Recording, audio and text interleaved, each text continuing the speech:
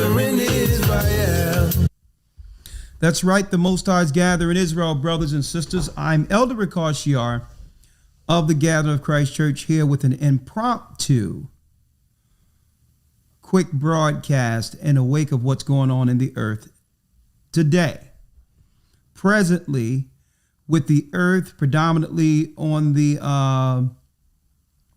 in the southern Floridian areas, Tampa Bay, I think Orlando is in the wake of this. We have a church there. We have a church in different parts of Florida, including Georgia. So I thought that we would do an impromptu discussion on what's going on in the earth to give some level of spiritual understanding concerning what's actually going on, and to give a on-the-ground report with our elder that's over the Florida area this evening, well, today, just so that we can keep our people abreast to what's exactly going on.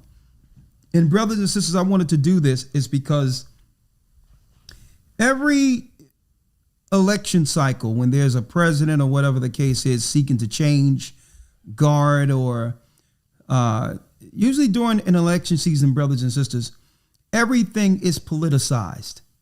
It's all about politics. Who did what, what's going on with the resources and all these others, while the poor is trapped in the wake of this, silenced, with no voice. We only get the corporate reporting on what's actually happening in the wake of disasters like this. So I thought that since we have churches in those areas, that we'll actually get an on ground report and an insight of what our people are doing, the people that the corporate structure in news ignores. What are their fears? What's going on with them? And what exactly are they doing for relief or to get out of the way of this storm altogether? Okay, so I'm going to jump right in and we're going to talk about that.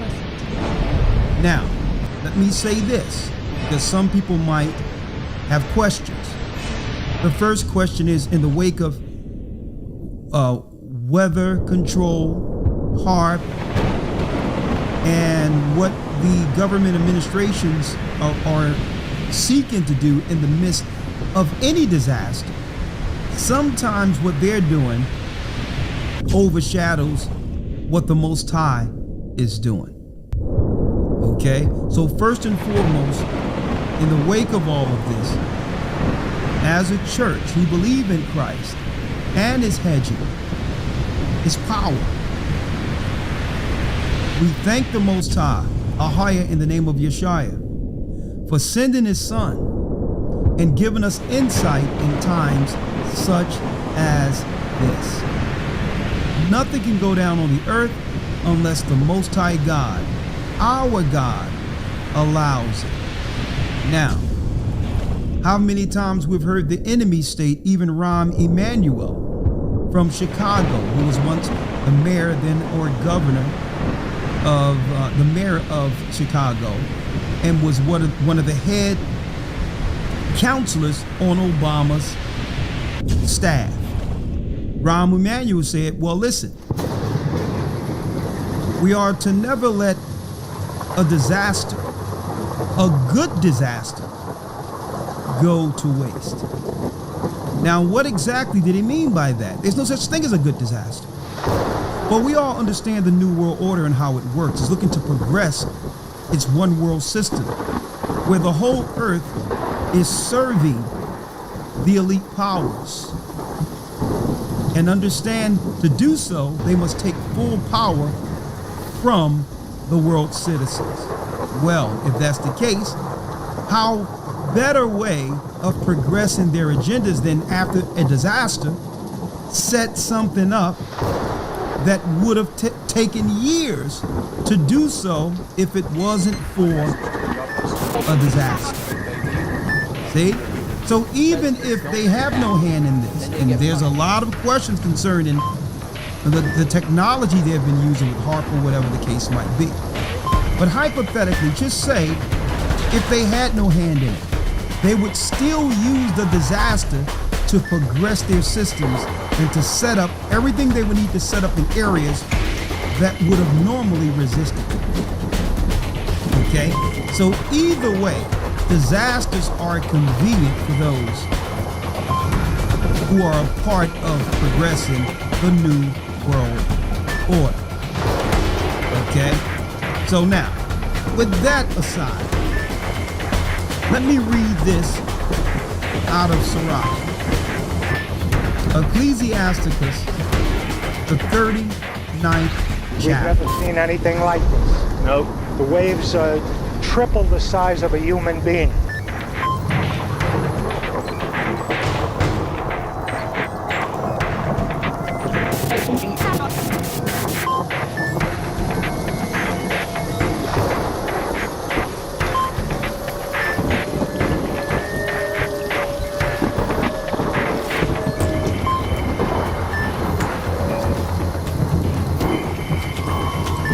Okay, let's see. Y'all, you can hear me now, right? I'm sorry about that. I know you all can hear me now. Thank you. I got you. Okay, I'm back. I'm sorry. Okay.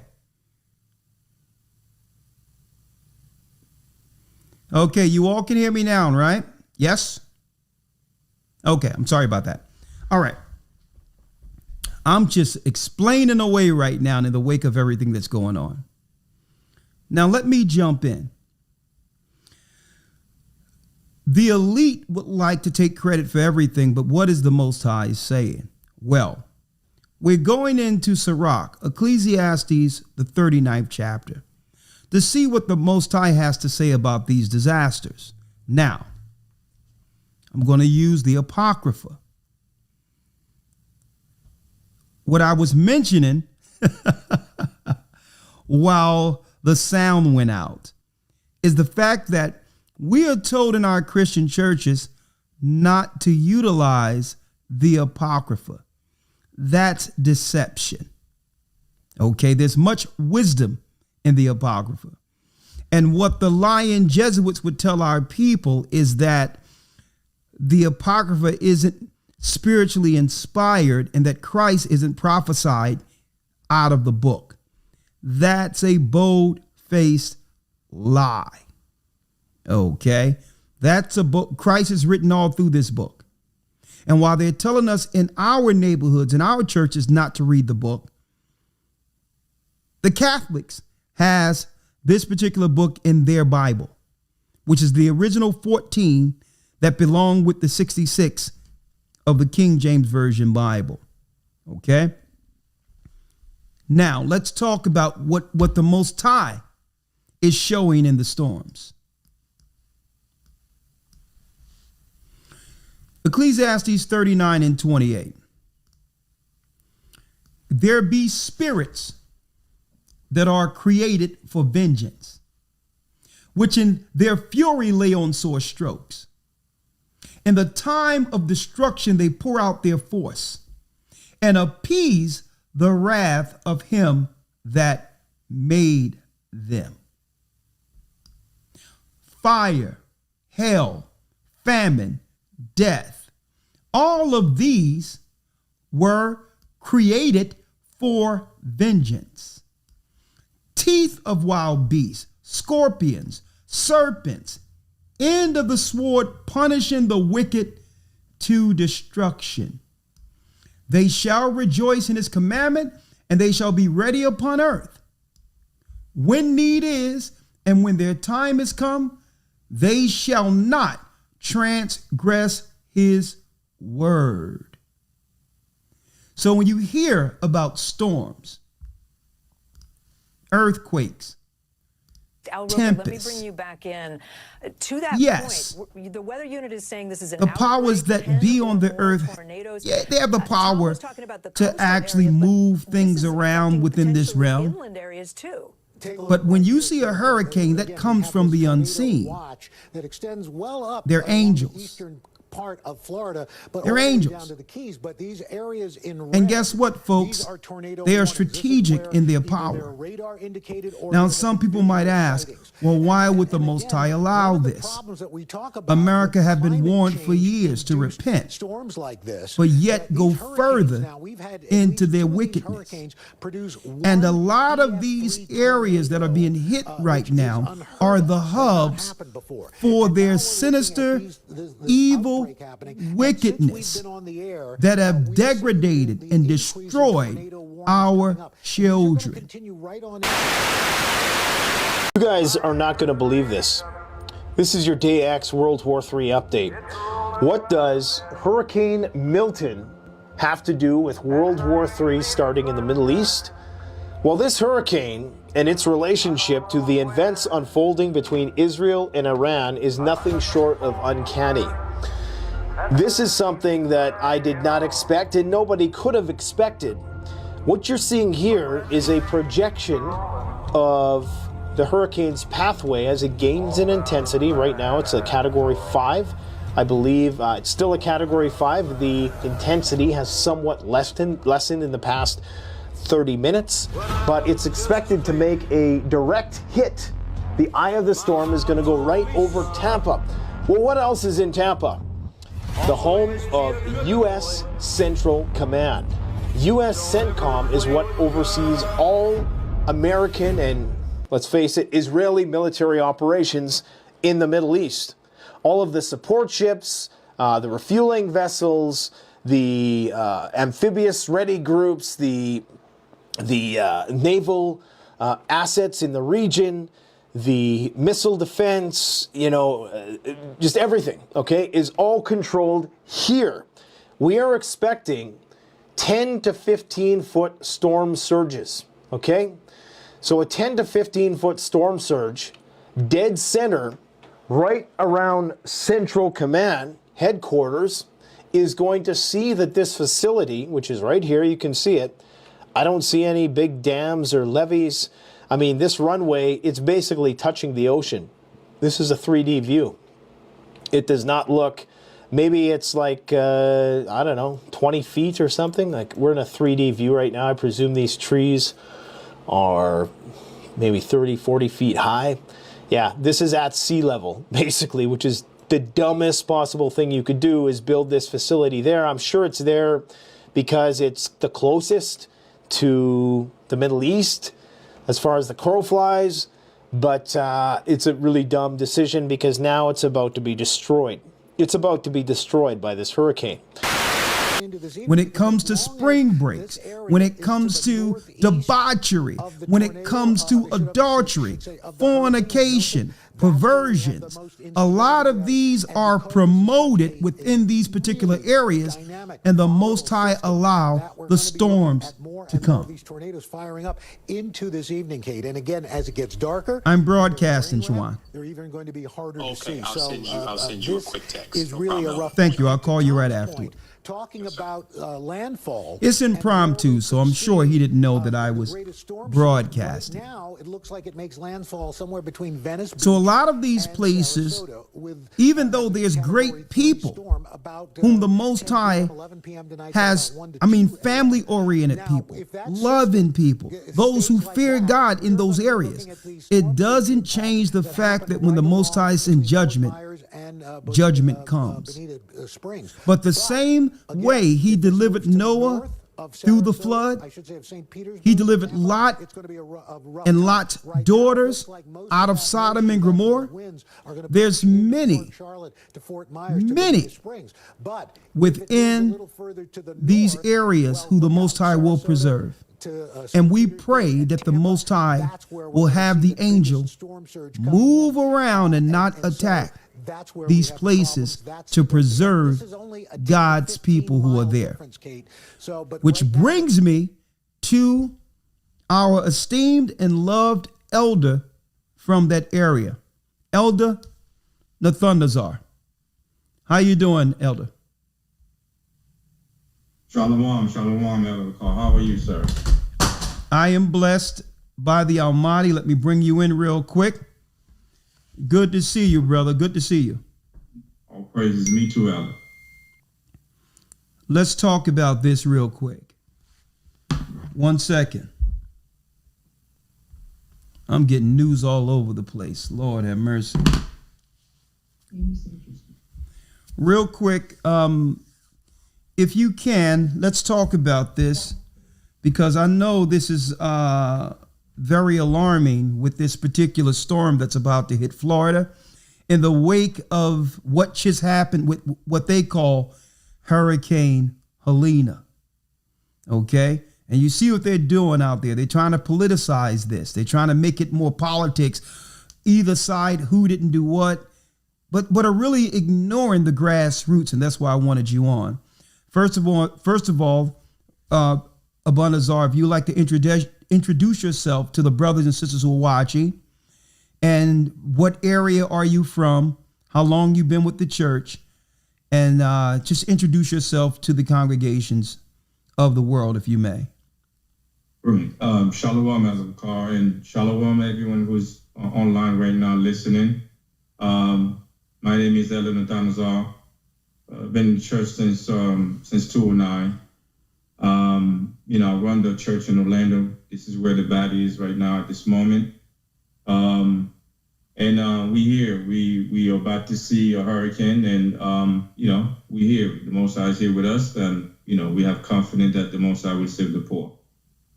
Well, let me ask you, because you reached out last night, and I made it clear that we're going to pray that the Most High will move that angel away out of harm's way of where you are, and to protect the brothers and sisters who are there last night in my response back to you.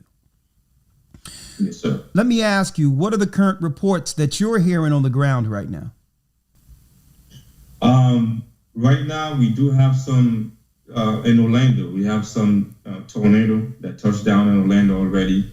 The hurricane is actually supposed to, actually landfall tonight, maybe 1-2 p.m. But we already having a lot of rain in different areas. Orlando, even where I'm at, because I'm in the East Coast right now in Florida.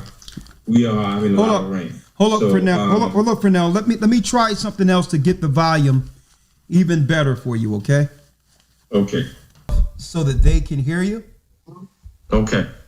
All right. So go ahead. Continue saying what you were saying. Go ahead. Yes. The storm is supposed to land, touchdown between 1 and 2 p.m., 2 a.m. today. But we already having a lot of rain. Again, tornadoes are in Orlando. We have a lot of tornadoes in Orlando. Where I'm at in the East Coast, lots of rain at this moment as we speak right now.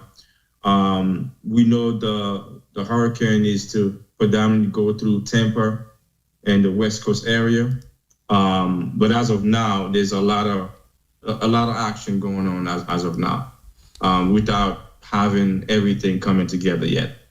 So let me ask you, in the wake of everything that was going on, because I'm hearing a lot of threatening information coming from the news, saying that one woman reported if people don't leave, they'll die. Okay, I don't know how she could empirically make that particular assertion or put the fear out there. I know the governor also suspended tolls so that people who would like to evacuate could evacuate safely. So when the offer was made to evacuate, you're not in the Tampa area. Many people from Tampa, which we have a few church members there, a lot of people began to just in droves leave out of Tampa, right? Now, when it comes to you, was there any suggestion from the Orlando area to evacuate? And if so, oh yeah. Okay, so did you decide to stick around, or did you make a concerted effort, or are you looking to just leave Orlando? This is real time. I haven't talked to you about this. Just so let it pass, and if the Most High let it pass, then so be it, but not stay, in the midst of a danger zone. Right. It's since Saturday while we were in church, we made an announcement. We inform everyone that there's a storm coming. But as it get worse on Sunday, we noticed out of nowhere the storm picked up to a category 4 and 5 on Monday. So on Sunday we made an announcement to everyone in the body to make sure they prepare like we usually do. Get as much food, water, and anything that they're probably going to need for the hurricane as much as possible. We made those announcements and everybody received those announcements. And on Monday, we made another announcement again, letting everybody know because now it turned into a category 5. Usually when a hurricane is in category 1, 2, we're like, okay, well, it's 1 or 2, that's okay. But when it says 5, that's a major. When it's 4 or 5, it's a major hurricane. So we decide to let everyone know, listen, evacuate and leave now. To be in a category 4 or 5 hurricane, it's too dangerous to be in a situation like that. And that's why you heard the mayor says that, listen, if you're in the temperate area, leave or you could die. It's a very serious threat. And we understand that those threats, we are not to take it lightly neither, knowing that the Most High is on our side, but certain areas are not in that threatened level. So those who are able to just stock up and stay, and on the East Coast, the threat is not as bad as the West Coast. We make sure everyone is, prepared, have what they need, knowing that they'll lose electricity and power. But on the West Coast, we make sure as many people as possible, which we do have some people who evacuate already. We make sure that everyone who's able to evacuate do so, which they did. Some of our people did evacuate, and some of our people went to different areas, upper Florida, like Jacksonville. Some even came down south just to make sure that they're okay, knowing that the hurricane is less. The impact would be less. Hold on 1 second, okay? I have a few questions for you. 1 second. 1 second. I'm going to see if I can do something about this volume real quick because the Rhodes isn't working correctly. 1 moment, all right? Bear with me. Okay. Bear with me. And while I'm getting the other microphone real quick, I need you to answer this, the Bunazar, the Thunazar. Yes, sir. Why didn't you evacuate? Answer that. Okay, it's where I'm at right now. The category is 1. It's not a 2. It's not a 4 or 3. It's 1, and we are able to sustain, category 1 as long as we stock up. We know we might just lose power. It's category 1. Usually category 1, most people do not evacuate.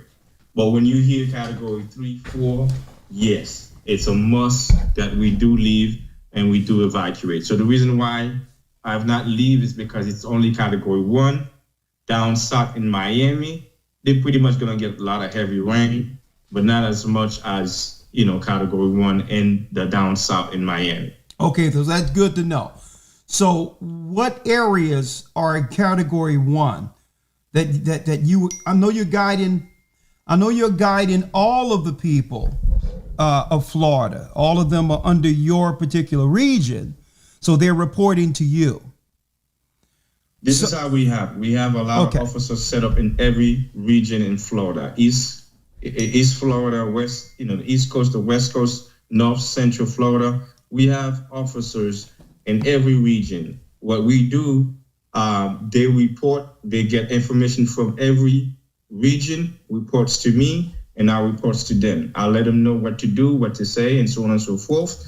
They report it to the members, and the members report to them, and they report to me. So basically, as we speak right now, every officer is in contact with their members, and their members will report to them. The members who lives in that particular area will report to them, and once they get the report comes to me. So this is how we run in the whole church in Florida. We have officers in every region. Jacksonville has an officer. Central Florida has an officer. West Coast of Florida has an officer. The East Coast has an officer. We have officers everywhere, and we work as a team. So whatever's going on right now, we all know what's going on. Okay. All praises be to the Most High. I do really appreciate all the work you're doing. What I would like to do is ask you a few questions and open it up for you. So I need you to hold tight. Brothers and sisters, we'll be right back. We're going to ask a few serious questions as far as preparation goes, right? Like what preparation was put in place even before the disaster? And if something was to happen where brothers and sisters are caught in the wake of this, what type of emergency relief would be provided for them, okay? So hold tight, brothers and sisters. Thank you. Hit the like button. We're talking about it real time, what's going on with Hurricane Milton. And I also want to go into some of the predictive programming. It seems as if Hollywood have been preparing people for years to understand that there will be an impactful hurricane that's beyond America's, I would say, or any state's I would say potential to be able to actually overcome such disasters. It seems as if they were predictive programming this for a long time. So I'm going to talk about that with you on the other side, okay? Hold tight. We'll be right back with Elder Fernell. Right now you're in Orlando, right, Fernell? I mean, East Coast of Florida right now, Port St. Lucie area. What part? Port St. Lucie area. And that's close to more so the Orlando area? Yes, sir. Okay. Well, hold tight. We'll be right back. Any questions you have, we'll be more than happy to open up Skype to talk about those too. Hold one moment. We'll be right back. All right. Okay. Say something now, Nathanael. Yes, sir. Can you hear me now? Yes, I can hear you all the way. I just wanted to make sure the volume was better for them and for you. I think something is going on with this mixer, so let me move this out of the way and get a better mic here. Okay. I think we're in better shape now. Okay, say something now. Okay, Shalom Ella. Can you hear me now? Can you hear me better? Yeah, that's fine. You are absolutely great. Your sound is absolutely excellent. And I would like to say, I appreciate and thank you for your leadership over there and your calm, your calm demeanor is really what's needed in times like this. And brothers and sisters know they can trust you, because, you're very, I would say, calm, reserved. You don't panic. You understand, and that's what's needed in such. And let me tell you, you're very dedicated in your labor, and your labor of love have been seen throughout this church, and especially amongst the congregation who love you. All right. So I know even through tough times, I know it gives the brothers and sisters there encouragement to know that there's people there who genuinely care about them and believe in the Most High. Right? Yes. Now let's right. So now let's go into what type of preparations were in place initially for. Hold on, let me get this right here. Yeah, what type of disaster relief or preparation was in place initially, so that brothers and sisters would be ready for something such as this? Are they ready? Yes. Can you hear me, Elder? Yeah, you're fine. You're fine. Okay. All right. Yes. So we have officers, like I mentioned earlier, in different areas. We have prepared places for members who are actually unable to either go anywhere or don't have enough to prepare it for. That they have places for that. If they need to, they can go to these particular officers or go to them directly. So these are the type of preparation we set in place. And those who are for, we make sure that we initiate certain places that they do have shelters for them to go to. But the first and foremost, what we do is that every officer have something in place. If someone needs to come to them, they can go to them and direct them exactly where to go. And this is a blessing. A little brothers and sisters probably hear the accent. Yeah, brother. Yeah, Elder Nathanazzar is in fact Levi. Okay, don't listen to the news talking about they eating your cats. All right, all that mess they got out there. And I'm gonna tell you, I'm not for Trump, but Trump didn't even actually say that. He didn't even actually say Haitians are eating cats. He said they are eating cats, right? It's the news who spent it to Haiti so that they can get on this black against white type thing. But we all know, whoever been over to China, you understand what's in the markets over there. So when they say they're eating the cats, we need to look at these Japhetic people who are coming across the border, military age, and are using their particular skills to be able to whip up what's ever coming out of the bushes. That's not Levi. That's not Haiti. So let's clear that up real quick. I'm just trying to bring some levity to this. But all in all, yeah, we have Levi here, and the Most High have this brother working with the church, him and his family, his wife. And hey, they're doing a great job in leading during this particular tough time with a storm that's reaming actually towards different parts of Tampa. Now, what I'm hearing, and we prayed last night, what I'm hearing is that, Nathanazzar, is that the storm may pass over, may not hit some of the areas which were currently forecast. Can you shine a light on that? Have you heard anything over there concerning that? Right, and it's like I mentioned earlier, it will go through Tampa. I mean, Tampa will be hit like very, very hard. But when you look up north of Florida, Jacksonville area, of course they'll get some rain. We're gonna get some stuff, but it will not hit them as hard. It will predominantly be, the Tampa area, East Coast, West Coast, and Orlando will be Category 3. Those areas, they will be hit heavier than any other area in Florida.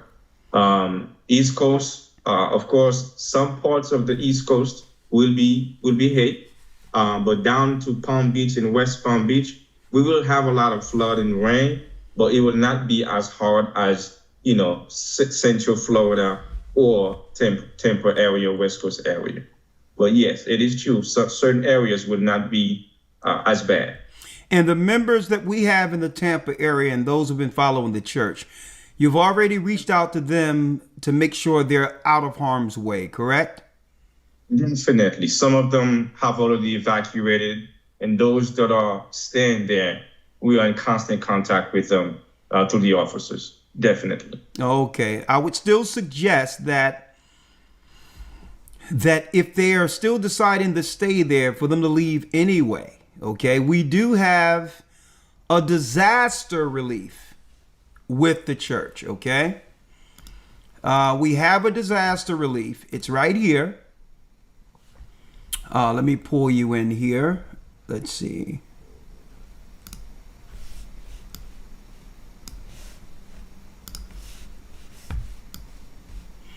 We do have, as you know, a disaster relief, Elder Nathanazzar. Yes. And in the disaster relief, you go to gatheringofchrist.org/donate. It's the same as if you were going to donate anything else. And when you go down here to see what it says right here, there's a long list of things to choose from. But then you hit this disaster relief. And you can do it through PayPal or whatever the case is, the credit card or whatever, and put the amount you're going to do for disaster relief, and the money goes directly towards incidents like this. What happened in Maui, what happened over in Canada. If somebody was caught in that, the money goes to that. In Puerto Rico, there was a serious hurricane not too long ago, years ago, and we had relief for that. And the same here. If somebody want to put a relief in there, they can do it straight through the church. The money it never touches our hands. It stays strictly nonprofit money to go to houses who individually need these particular funds in the event of an emergency such as this. So we do have church members, and you can suggest to them that, hey, if you need to evacuate, there is dollars that's already in the relief, and when others donate, that will actually just replenish what's in there. But you can let them know they're not on their own here, okay? That if they need to go to a hotel in your area or some other place, those funds could be requested upon to get them out of harm's way. Okay? Okay. And see, and that's what a family is about. That's what a church is about. That's what the body of Christ has always been about. Okay? It's not about, just coming together somewhere, congregating and socializing. It's real time church once we leave the building. Okay? Church is the family. Right? So let them people know that they don't have to stay in Tampa if they don't want to. All right? Let them know as soon as I get off the line with you that there is relief if they want a hotel to get out of harm's way. Or we can open up our homes to those in those areas and have them stay over until the storm passes by. But there's no way any of our church members should be in Tampa if they're saying that it's a category 5 coming through there. Okay? Gone. All right. Now, the next thing I wanted to talk about, Nathanazzar, I don't know if you know about this. I'm going to get into what they're saying from the White House and all that in a moment. Right? Let me move this out of the way. And again, all of you can go to Gathering of Christ /donate if y'all want to put something towards the relief fund. Again, this is where you go to, and there's a drop down for any category you would like to actually submit help to, okay, when you go there. All right? So let me talk about this real quick. Let me get this out of the way, and then soon we'll answer a few questions. One moment. I wanted to show you this real quick. I wanted to show you this. I don't know if you've seen this. It so happens I'm getting all these reports all morning. 2004. There was a B movie out called Category 6, Day of Destruction. Did you know about that? No. Category 6, Day of Destruction. Right? And there is some things out there where they're saying that there's a similar name to the name of this particular hurricane that could have been said during this particular production some 20 years ago. A hurricane that comes out of nowhere. And then there's a sequel to this that was out there. Let me see if I have it here. There's a sequel to this. Let me pull it up. Let's see. There's a sequel to this. Category 7. The End of the World. A TV miniseries. That's really more so like predictive programming. Okay? And this came out in 2005, a year later. Category 6, Category 7, and they said Category 7 is the end of the world. Now we know that the end of the world is talking about the end of their world, not the Most High's world.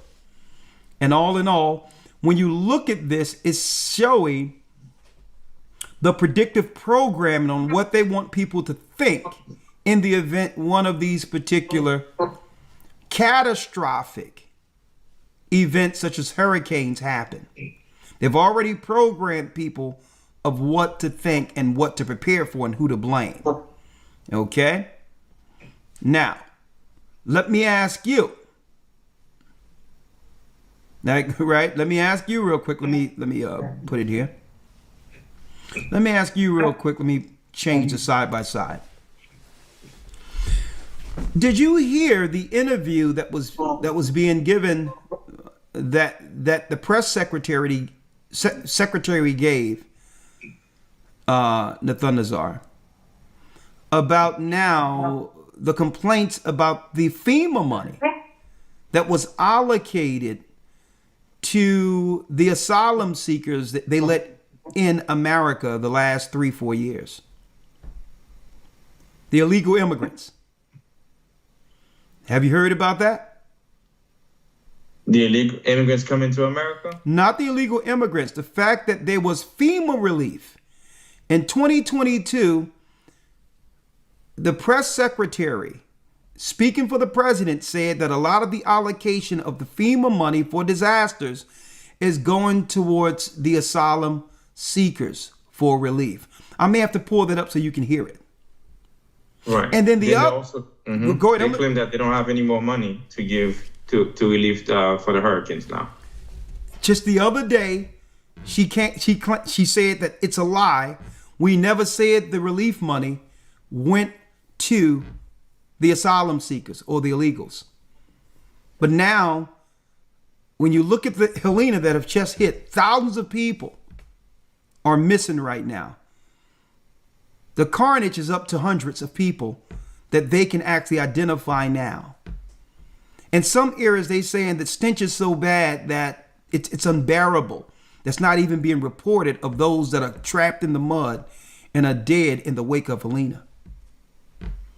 So I wanted to get in front of this now because once the disaster hits, it's going to be a blackout and they're going to spin whatever narrative they would like to spin to politically protect themselves while our people are suffering on the ground. I wanted to talk with you now before we get to that stage of things where it's a blackout and the voiceless has no voice. What say you? I agree 100%, Albert. We should make sure we put everything together.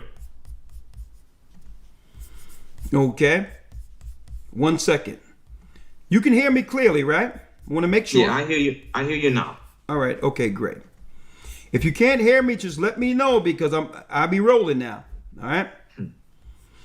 I want to show this real quick if I can. 1 second.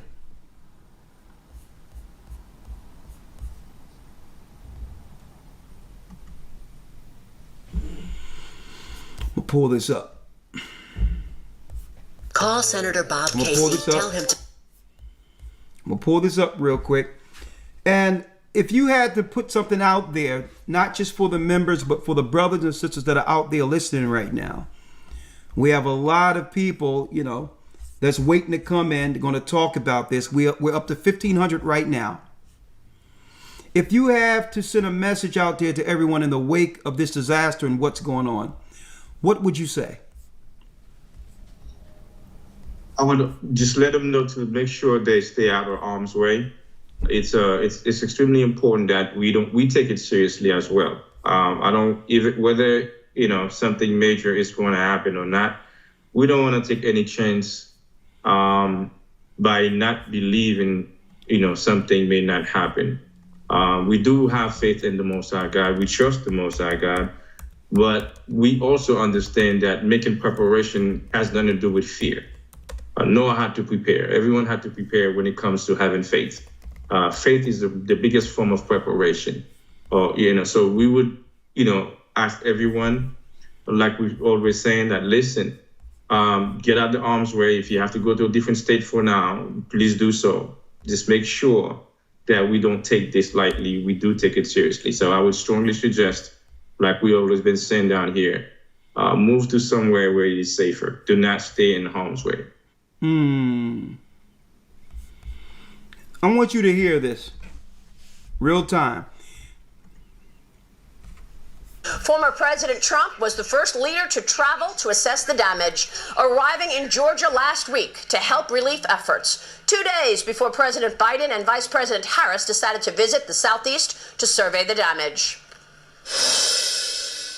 Our country is in the final weeks of a hard-fought national election. But in a time like this, when a crisis hits, when our fellow citizens cry out in need, none of that matters. We're not talking about politics now. We have to all get together and get this solved. Joining me now in the Sunday Morning Futures exclusive is former Hawaii Congresswoman and member of Trump's transition team, Tulsi Gabbard, who has been on the ground in North Carolina and Georgia helping the victims of Hurricane Helene. Tulsi, thanks very much for being here this morning. Thanks, Maria. Can you tell us what you have been experiencing and assess the situation from the ground? It was heartbreaking there to see how many people... You know what? Better get in the thunder czar. Let me show it on the screen so they can see it too. I'm going to show it on the screen because, you know, it's more engaging when they can actually see the reaction.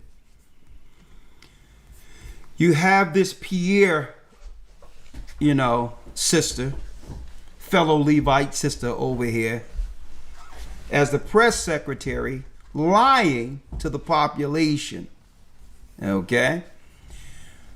Lying, claiming that the money that usually go to disasters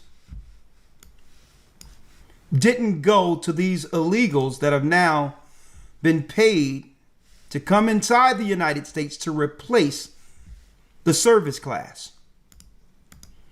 All right? There it is right here. Let me copy this and we can watch it together. Former President Trump was the first leader. There it is. We are in about, About 1 minute in. Let everyone else see this. Fair use for educational purposes only. And for religious reasons too. Religious purposes. All right. Real quick. Let's get this real quick.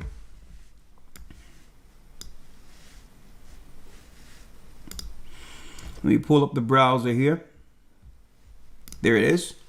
There it is. Fair use for educational purposes. Thanks very much for being here this morning. Thanks, Maria. Can you tell us what you have been experiencing and assess the situation from the ground? It was heartbreaking there to see how many people still have been forgotten. And this is difficult to capture in words when you see entire towns and entire communities have literally disappeared with their lives, their homes, their businesses, their entire life savings swept away in this 20-foot wall of water that went through their communities. The sad thing is, Maria, you know, I look back to what happened in Maui during the wake of the tragic historic fires there and the many layers of failures that came from FEMA. And I'm seeing the exact same thing play out here today. While Vice President Harris and Joe Biden claim to be doing all they can and providing all the resources possible, FEMA is out on the ground, they say. But when you go out into these rural communities, they have yet to see anyone with a FEMA jacket on knocking on their door saying, how can we help you?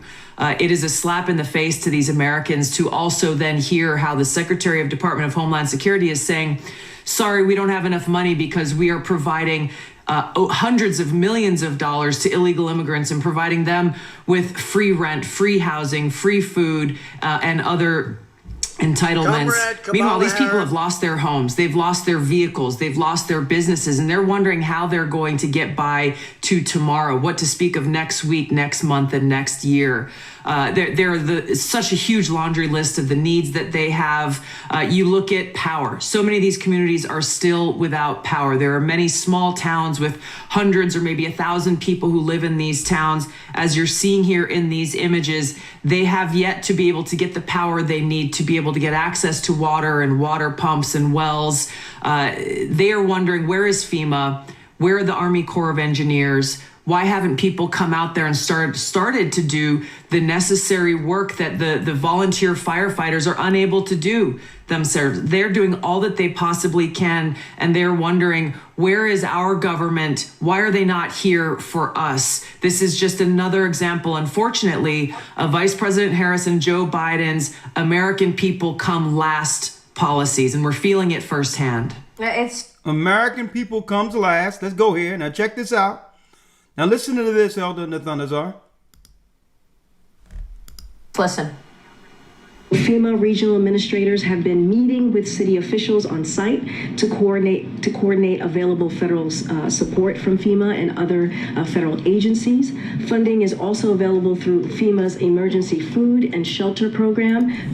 Food and shelter program, September 16th, 2022. When everyone was asking, where's all the money going to come from with these illegals you're bringing into the country to replace American citizens, especially black people? This woman, Levite, okay, I got to put it on Levi on this one here. Corrine, our sister, she's still our sister. Yeah, but she's reading from a script though, she has no choice. But she states there in 2022, September, telling where the allocation of funds were going to come from for these illegals from the Ukraine, these illegals from Eastern Europe, from Somalia and different areas, right? Where are the billions of taxpayers' dollars going? 2022. Listen. FEMA regional administrators have been meeting with city officials on site to coordinate available federal support from FEMA and other federal agencies. Funding is also available through FEMA's emergency food and shelter program. Food and shelter program, not for those who have died on American soil fighting for the country, not for the veterans.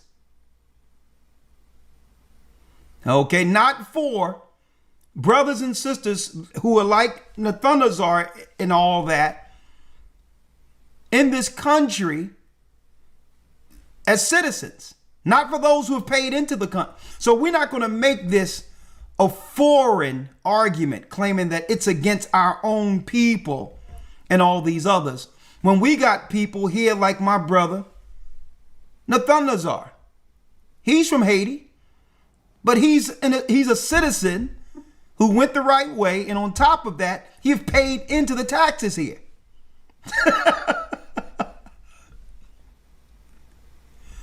So how can these other people, Ukraine and all that, get the funding money while our people suffer over in the Carolinas?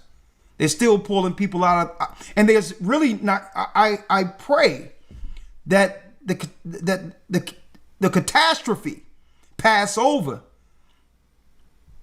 in Florida. But if there's no funding for the last disaster that just happened, who's going to help the people that's hitting Tampa?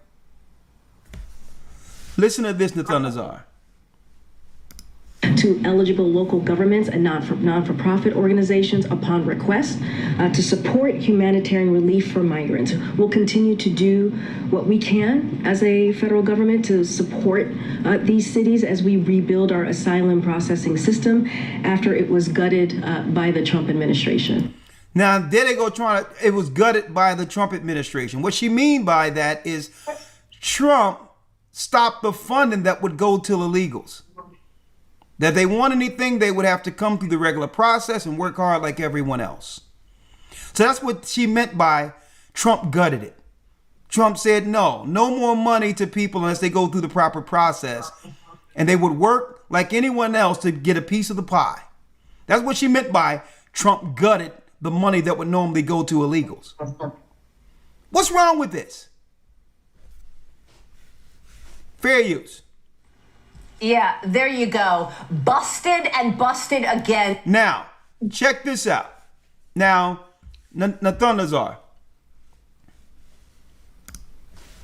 That really doesn't, let me show you here. You have to hear her quotes side by side to understand how dishonest these people are. Not that we've ever said that they can be trusted, right? Listen to this. Hey, come see us up of cringe Jean Pierre. So they were asking her, hey, FEMA's out of money to give to hurricane victims, because that's what Mayorkas said. That's what she just said. She just said they're going to need additional funding. Fair use. Well, I guess she didn't want to answer the Lebanon part. And so a lot of people were saying, yeah, that's because you spent it on illegal immigrants. You took that FEMA money and gave it for disasters, and you gave it to illegal immigrants. $1 billion, I believe, Jimmy. So here they're going to ask her about that. She's going to say that's a lie. That's misinformation. But we have a video of her from 2022. Well, watch this. Let's play it. It's just categorically false. It's categorically false. So when someone says something is, I don't even know what that means categorically. If you put it in a category, then it's false. What? When someone has to add that extra word categorically, it's just automatically suspect. But she says, what's so suspect about qualifying the word false? Right? So someone's asking her that you spent the FEMA money on illegal immigrants, and she says that's well, let's listen. It's just categorically false. It is not true. It is a false statement. No, Biden did not take FEMA relief money to use on migrants. No, Biden did not take FEMA relief money to use on migrants. Well, guess who's going to contradict her? Her former self. 2 years ago, she said this. Funding is also available through FEMA's emergency food and shelter program to eligible local governments and non-for-profit organizations upon request to support humanitarian relief for migrants. So there you have it. Nathan Nazar. Wow. Now you see why we have to work together to prepare? Like conversations like we're having right now are so important. They're not coming to save us, brother. Yes, sir. They're not coming to save us. And if we don't rally together, and don't forget, we're doing this as a church and anyone that we baptize and seek to help, but it extends beyond that. But they're even getting in the way of American citizens from helping one another in the event of a disaster. It's not bad enough that they took the money and gave it to those who are undermining the citizens here. It's as if they're funding mercenaries to stoke some type of war. Now you see why for years we were talking about preparing and making sure we look out for one another and set funds in place, food storage in place, because they're not coming to save us, brother. And let me tell you, just like the Most High told Joseph in Egypt, hey, there'll be 7 years of famine after 7 years of plenteous. And when it's all dried up, if y'all don't store in those 7 years, don't think anyone is going to be there to save you. Let me tell you, they're telling us to our face that you're on your own. You're on your own. They're smiling. Go ahead. Go ahead. What say you? No, I agree 100%. And then, everyone who joined the church, and this is the thing that I'm hearing as well, they see in what we're doing. They can see the unity and the love. And one thing I always emphasize too, and I tell people, is the more you in the Bible, the more you will understand. There's a scripture in 1 Corinthians 13:13. It says that, it's very short. I'll read it real quick. I'll get it for you. Yes, sir. You said 1 Corinthians 13:13? Yes, sir.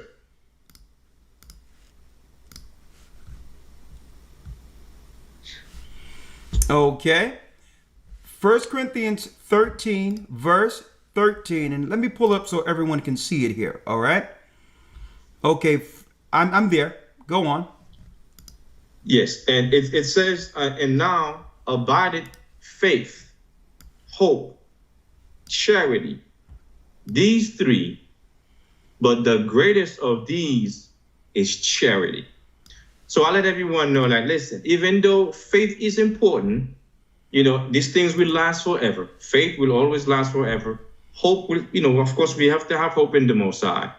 Okay? And of course, we have to have, you know, charity. But it says among those three, the one that's greater than all of them is charity, which means we give in love, you know, giving with passion, giving or helping with what we have, with you know, which is charity. That's among faith, among hope, charity is the greatest things that we can do. And we see these things among the body. And when new members come and sees that, they know for sure this is where they belong. Yes, we understand we have faith. Yes, we have hope in the Most High God. But when it comes to help each other, that's our number one goal. And that's what we're trying to establish every day. And among the church, I think we're doing a good job doing that. All praises be to the Most High. And you know what? It's because of pillars. Those who understand and are working to see the end of our faith. Because I'm going to tell you, Elder, it doesn't get any better. The government isn't coming to save any of us. They're dismantling America and all the governments as we speak. It will only get worse. So it's as if the Most High is forcing us to come together for self-preservation. Either we come together under the Almighty or fall through the perils and the judgment that's coming. I'm going to tell you, I'm looking at so many dynamics of this. Even Hollywood, through their predictive programming, has warned the world, Nathanael, concerning what they were going to do. We'd be a fool to sit here with the knowledge of the Almighty and all the truth He have given us to prepare in this time to sit back on our hands and do nothing. That's not faith. And then when the people all together are looking to us and saying, well, okay, we've always been here. You said that the God of the Hebrews was our God and that Christ would help us. What's the plan? Who are they going to look at? And I'm going to tell you, you look at the T.D. Jakes and all these others out here who the Most High is taking down anyway. But at the end of the day, all that their congregations have put in towards their ministry, when it hits the fan, they're going to be on a jet somewhere with no plans at all, out there to themselves. And then guess what? They've been so much into this prosperity thing to believe that money was going to rain down on them forever that they never thought to prepare for the famine. For when what? For when the well runs dry. Because that's not even a part of their ministry. It's all about abundance, abundance, abundance. When the Most High is telling you a famine is coming, there will be no abundance. Okay? The money we have, we must put into resources for something tangible that's coming. So that at the end of the day, that money is going to be tangible, and everything we do is bartering through tangibles, through what we own, what we have in our possession. It's going back to the way it was before money.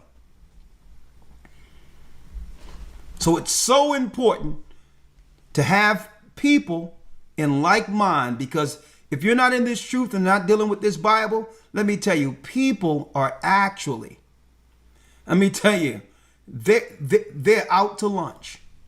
They have no idea what's going on in the earth today and have no inclination.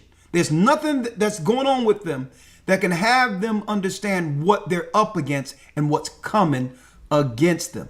And Elder Nathanael, that's whether they prepare or not. It's coming.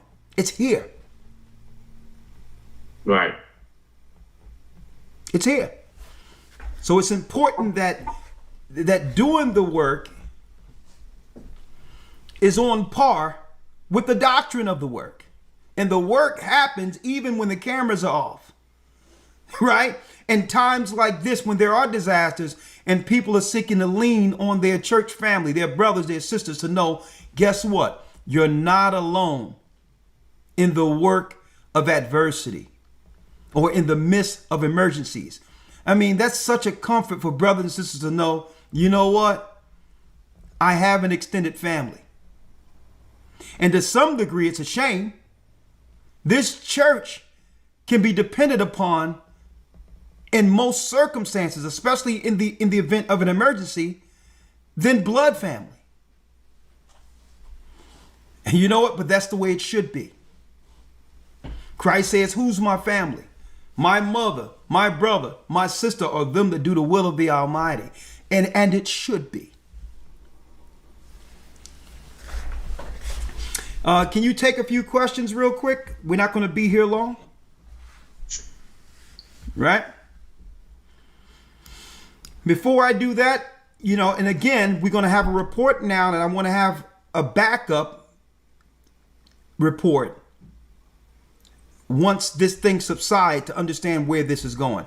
I thank the Most High you are in a category 1 area where you don't have to worry about leaving right now, but it could be some precipitation. But outside of that, your family is good, and those that are in the higher categories have been directed out of danger, correct? Yes, sir. We've on multiple occasions we have let everyone know to make sure that they take the proper precautions, either evacuate or go to the safest place. And we also have officers in place, if they need be, to contact them, who will guide them to a safer place. Okay. All right. So they know who to contact in the event of all emergencies there. Yes, sir. All right. Great. Well, we're going to open it up for a few calls. But before I do that, I would like to announce real quick and tell our brothers and sisters, man, let me tell you, Elder Nathundazar, we are about to embark on the most insightful academy since the academy's existence. In the midst of what's going on right now, the next academy, I don't know, hopefully we'll have more after this, but we're going to go into this like it's our last academy, the fall of the last empire. And Nathundazar, that's what we're witnessing right now. Yes, we see with our own eyes. It's like everything you've been prophesying for years, Elder Ricard. I mean, not just me saying that. We can see it come into pass as we speak. Everything you've been saying for over 14 years, 13 years I've been in this, I'm not sure, since 2009. We've seen it. Even the Iran prophecy, the Babylon falling. We are actually live right now, a witness in everything. That's exactly the time we're in right now. And you came up with the perfect title for the Hebrew Bible Academy.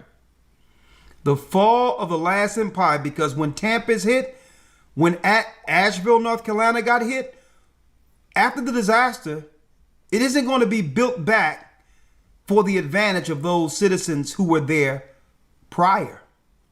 It's going to be built for the corporations. It's going to be built for the new people, for the replacements. So the fall of the empire is happening right up under our noses.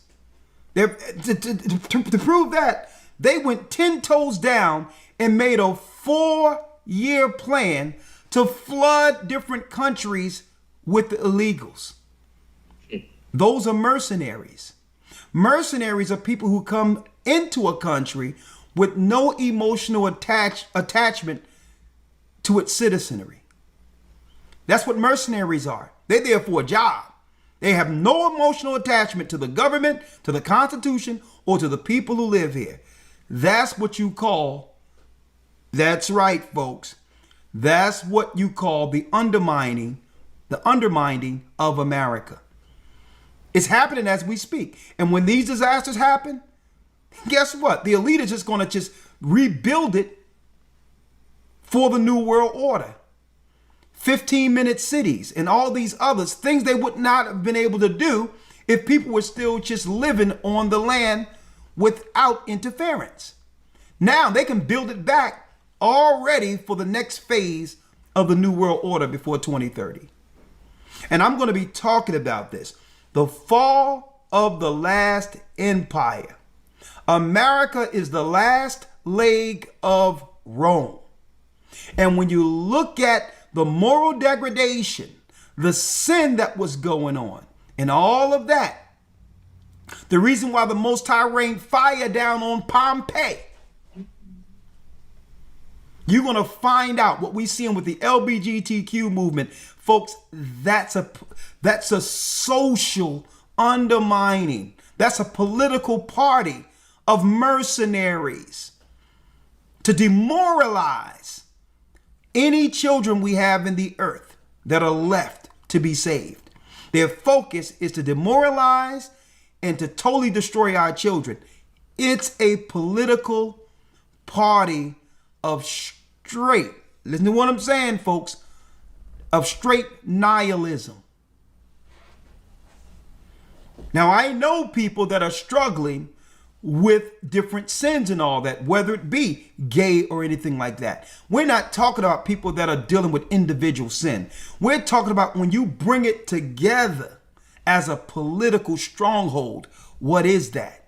It has nothing to do with someone individually sinning. It has something to do with an agenda. And I'm going to tell you, the fall of the last empire, we're going to go into it. Election outcomes. War in the Middle East. Hurricanes, earthquakes, truck driver strikes. And you know they just delayed that off just for a little bit, just so that they can get through the election. Is World War III impending? How will it impact us? All of that, folks, be there. The fall of the last empire in the next academy, where we update the final path to the mark. We're going to have 4 new lessons. One will be the final path to the mark because Elder Nathanazzar, what I didn't know when I was talking about the satellite that they would put in the sky that would track people. And remember in 2008, 2009, I said they was going to do what? They're going to have it in your supermarkets, Walmarts, and others where you will have less employees and the machines will be checking the people out. Remember that? I remember. Look in your supermarket. This was before YouTube. And I said they already are putting the satellites up that's going to be the trackers, but they need the phones in place first. And at this time, it was right after George Bush went into Afghanistan and others to commandeer those particular mountains for lithium. They needed the lithium because the lithium would be led to what? The phones that they'll use to track people and to collect data on how the majority of the earth moves. What I didn't know, because no one knew of him at that time, how Elon Musk would be the glue that would bring it all together. Who knew Elon Musk in 2008, 2009?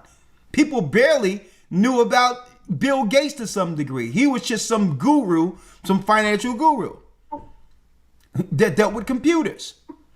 Before YouTube, I told everybody what was going on and someone took our video and put it out there. And that began our life on YouTube. And now we're living it. The last classes that I taught in America before traveling abroad and coming back was what? The path to the mark. Well, guess what? Elon Musk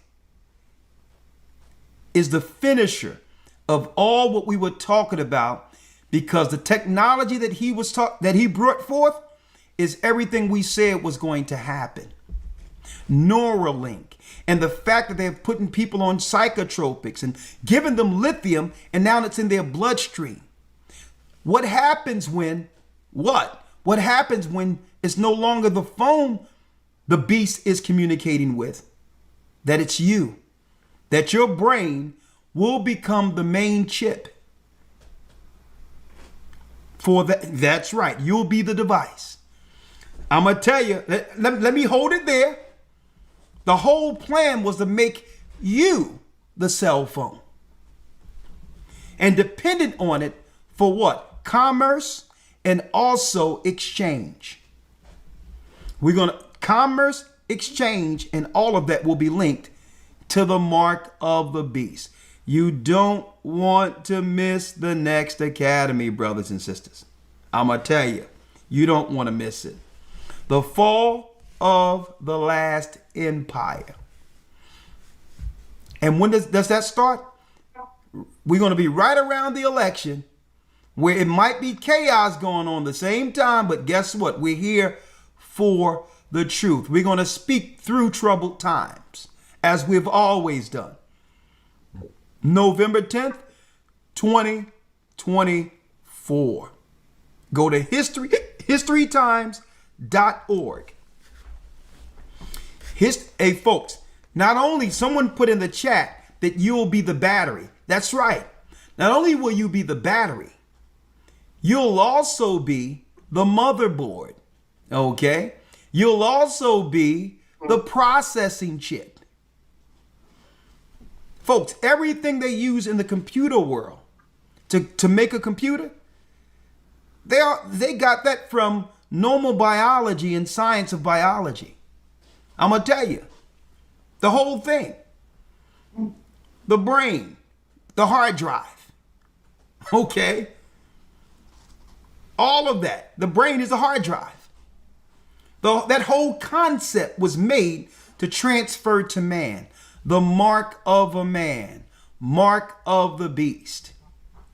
And then they have what? They have the new computer coming by 2030. The quantum computer, look it up. It links directly into everything we were talking about. There's a book that Elder Lawyer brought forth in the Academy about 2 years ago, showing Bill Gates and all of them, this big black book. We're going to present that one page at a time of what their plan is for humanity. But they cannot do this unless what? Unless there's total complicity by the world's population. And folks, we're here. There's no resistance. And to prove there's no resistance, any 2 times they can go into a school and convince a little boy to put on a dress and to tell his parents he's no longer a boy, he's no longer a boy but a girl, with no community resistance, you're already defeated. If they can rattle the brains of your children, folks, we're done.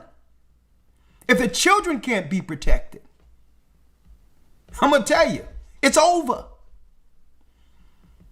Even the thought of someone stating such things, let me tell you, it should have been all out mayhem.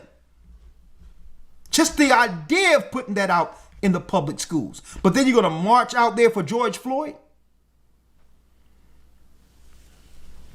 People are backward. Another thing. Nathanael, before I open up questions, are you allowed to stay on for a few questions? I know you still didn't what's going on there. Yes? Okay, your volume went out. Yes, sir. Okay. Yes, sir. Can you hear me? Yes, I sir. can hear you. This is something deep. Come to find out that if someone, check this out, Nathanael, in PA in different parts of the United States, if anyone, an American citizen, is found to have killed a cat or a dog, right? That can go up to 3rd-degree felony, 2nd-degree felony, and jail time. Now, I'm an animal lover. I have a dog. Check out how backwards America is. If you kill a cat or a dog, you can go to jail and face felony charges and the right for you to bear arms taken away under a felony. But if a woman decides to have an abortion after an abortion as a form of birth control, that's productive freedom. That's encouraged. A matter of fact, you would have a president who would run on the fact that they would allow women to get rid of their own children without consequence. What's wrong with this world? where the rights of a dog or a cat,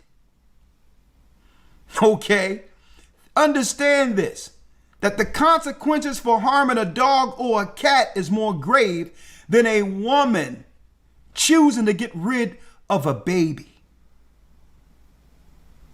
And you wonder why the Most High is sending destruction all around here. Real time, I'm looking into the laws and seeing certain circumstances where people are going 10 toes down over a cat or a dog and willing to put somebody in jail for it.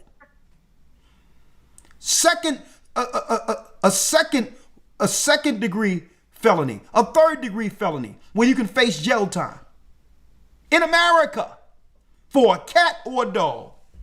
But let a sister go. But yet at the DNC, they had sisters going into a Planned Parenthood bus to get free abortions.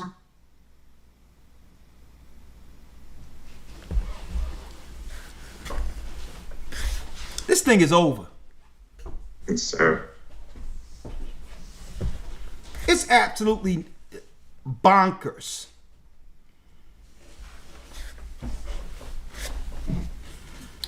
All right, let me open the call. You care to answer a few questions? Yes, sir. Yes, sir. And I also want to make a quick announcement too. Of course, we did send out our updated list, members of the list. We want to make sure that, for those who still have not reached out, please reach out to administrations and also every officer to make sure at this time, again, we want to make sure everyone's contact, is being updated as well. We want to make sure that's clear. Everybody who is a member of the church, their members, their contact is updated. Again, especially in a time like this, we want to make sure every member, your contact is updated. Just want to make sure that's clear. If you have not done so, please reach out to all the officers and including administrations to make sure that's in order. Say that again, if you don't mind.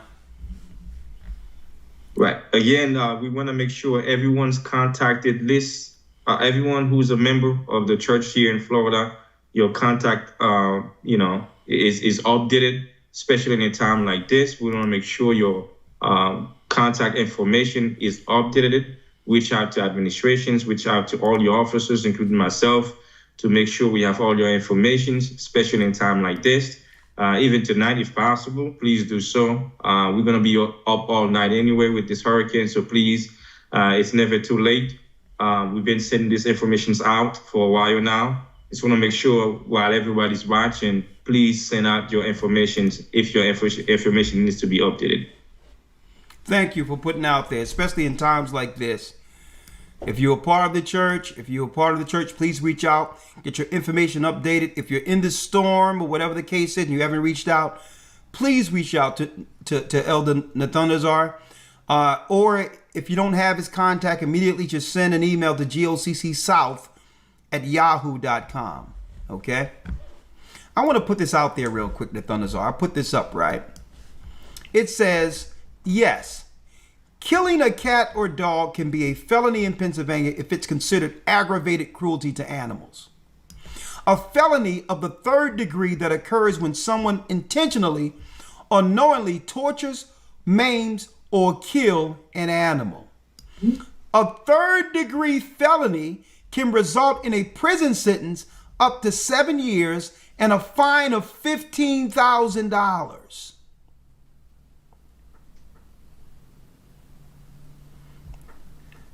What world are we living in? And guess what? Something got to be, there is something wrong with people, because even they said there was something going on with Elon Musk with his propensity to go after animals when he was a kid that was strange. And that's a whole other conversation that's going on. Okay. Usually when it comes to people that become mass murderers or whatever the case might be, or become sociopaths, they have a history of just doing weird stuff to animals.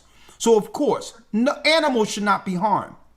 But what in the world is going on in America where the penalty for harming an animal has graver consequences than a woman or someone that's looking to get rid of a newborn baby. And how crazy is this that someone can actually politically run on getting rid of a baby as a positive to be elected? What they call it women's rights. To do what? And they know that they can get rid of this baby, folks, their baby. And what they don't go into is the medical issues that comes with that. The future breast cancers that scientifically are connected to that, because the body automatically start producing milk. What happens to that milk? End up drying up and all these other things and causing issues. And then the shock on the body from a woman who does this, and the psychological is irreparable, the psychological damage. Because once you do that and get accustomed to getting rid of life, it turns people into psychopaths.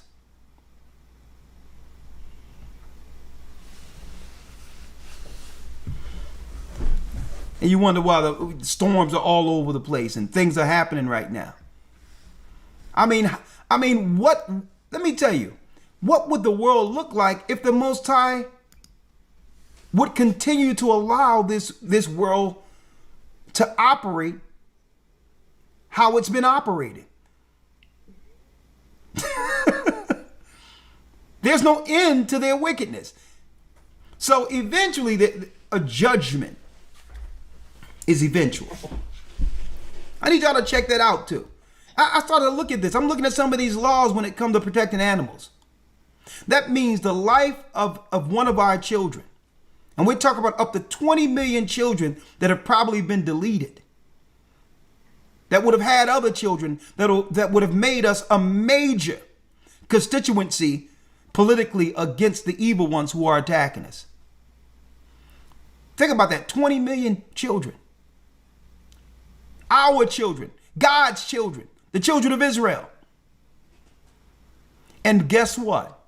They're not worth, listen to me clearly, they're not worth the life of a cat or dog. And how do you know this? Well, the law bears that out. The law bears that out. I'm gonna bring you in a second. You can tell what really has worth. What has worth is protected. See? This is why even in our neighborhoods, we readily harm one of our own opposed to other people who've been harming us. Why? Because we know there's graver consequences for harming other people. If we harm each other, guess what? No one's coming to find out who did what. They'd rather you kill everybody else off. They want you loose in the neighborhood to cause havoc. But you go harm one of them and see won't you be hunted down like a dog. That's how backwards this world is. Over 20 million of our children, the children of Israel, have been gone. Never had an opportunity to see life. And guess what? It's celebrated. Ask Kamala, the East Indian. That's what she's running on right now. She's running on the right for our women to continue to get rid of our children with no consequences. But yet, get rid of a cat or dog, they'll call it animal cruelty, slap you with a third-degree felony, and threaten jail.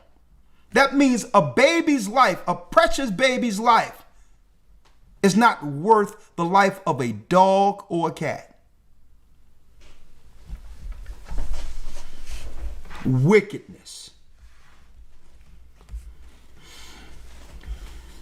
I'm gonna open up the calls real quick, all right? And then we're gonna have dinner. Have dinner tonight. Please support the work, folks. Please support the work. We need your support. Jill's Gathering of Christ. Welcome to Blog Talk Radio. Please enter your host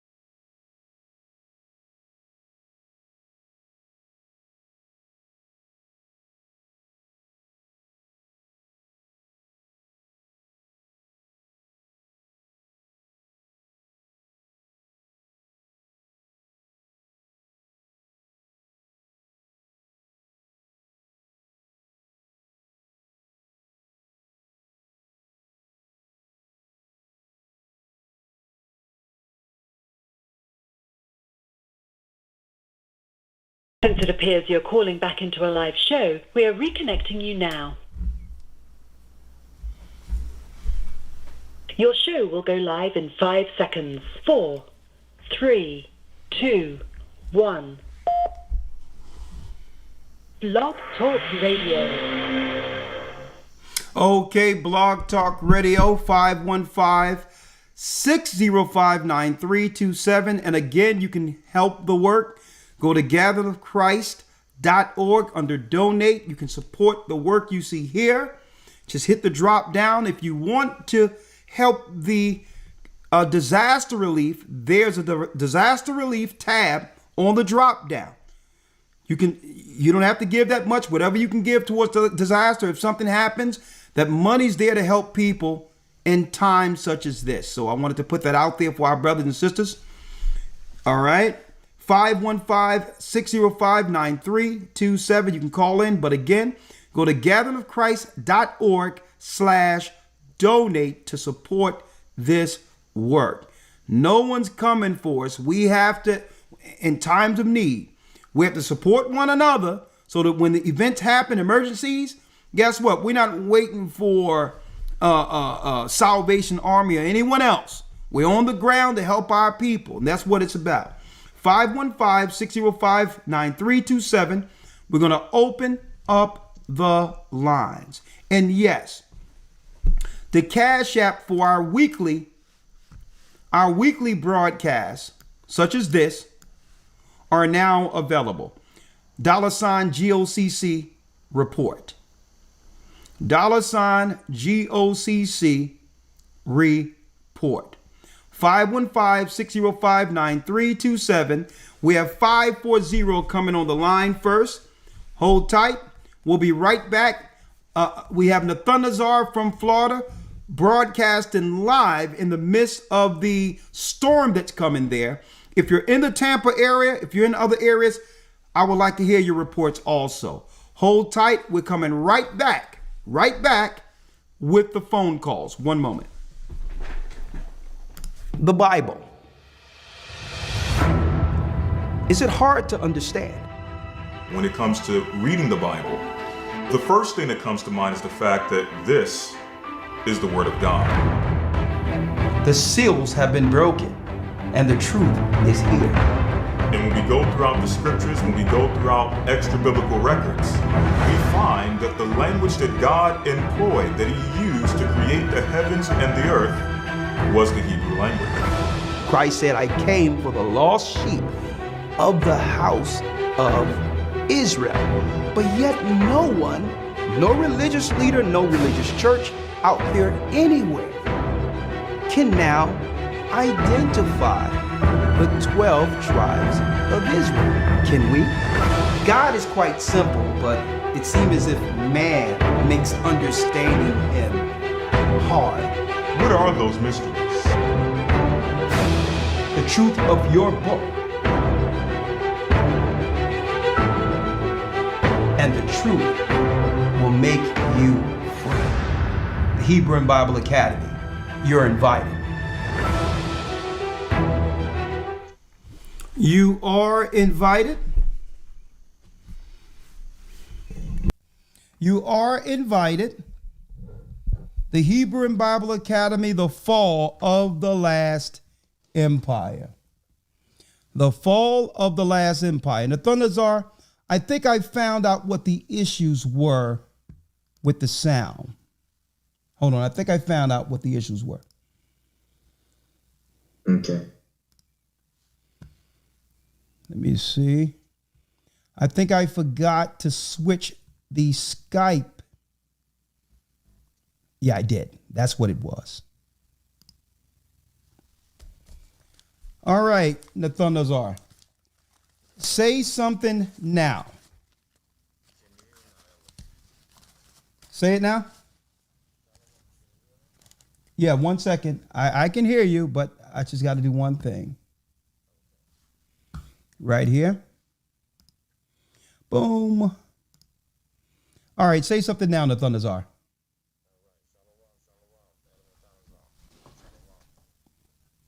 All right. brothers and sisters, can y'all hear the Thunderzar on the outside there? Can y'all hear him? I can hear him clearly in my headset. I want to make sure you all can hear him. Yes? Say something again, the Thunderzar. Okay. I think I know what it is. Multi-channel. Multi-channel. Say something now. Shalom, everyone who are listening online right now. Shalom to everyone. That's absolutely excellent. They can hear you now. Oh, praises. I got you. There it is. Let me pull you up. And again, Nathanael, I'd like to thank you for, I know you're in the midst of, contacting all those who are in Florida and all that. And I know they're still texting you and calling you, directing the people in the midst of this storm. I really appreciate all you do. I really do, my brother. I do. Yes, sir. All right. So let's open up the lines. 515-6059-327. We're going to start off with 540 area code. This looks like a familiar phone number, but if anybody like to chime in and ask any questions or have any statements or comments on what we're talking about, there's a lot of things going on out there that they're talking about. They're talking about how there must be some money. There could be some money in place that would have 15-minute cities in these areas. These are serious beachfront areas that's worth its weight in gold. If only they can get these poor people off of this prime real estate. Yeah, there's a lot of questions that are out there right now, allegedly. But hey, 515-605-9327 if you want to chime in. It's going to be a short broadcast tonight. I want to get in, and if there's in the event of an emergency, Nathanael, if I have to get you on, in an impromptu broadcast anytime between now and Friday, I hope you'll be willing to parse some time for me out so that we can give people a current update in the midst of this particular storm. Yes, sir. Yes, sir. We'll be up all night, just waiting, getting reports from everyone as well. And we encourage everyone also to report to anything that's going on, whether it's power down, whether it's whatever's going on in your area. Just have to report it to all of us. That way we'll know how to go about things or how to move people from one area to the next. So we're going to need those reports as the officers are dropping messages.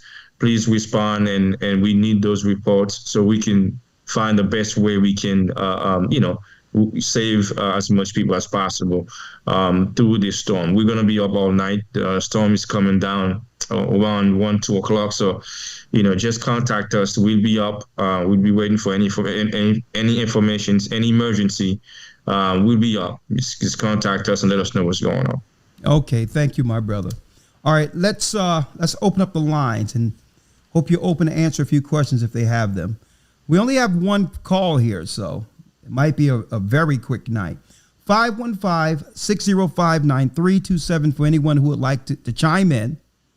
And for those who don't know, brothers and sisters, the Biden administration with Kamala Harris and that Pierre woman stated in 2022 that all the relief money, they don't have enough money after Helena hit because that money went to the illegals, whom they're shielding as asylum seekers. And there's a lot of concern out there that these people might be moved around to determine the outcome of the election, being that our people have finally woke up to what these people have really done to us and are no longer going along with the fake Democrats who have always been used to destroy our people. So since we've woke up, we've awakened, hey, there's a lot of janky things going on with this thing where they may move these people around, speed their citizenship so that they can actually probably disturb an election. And I hope our people are waking up and seeing this. And for our people who are supporting these people, hey, I'll tell you what, if that's what you vote for, that's what you get.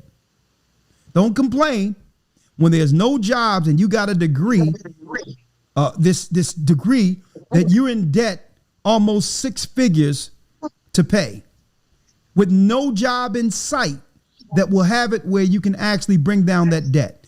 Do not complain when these people, Ukrainians and others, get housing and all the funds that your forefathers bled and died for. Don't complain.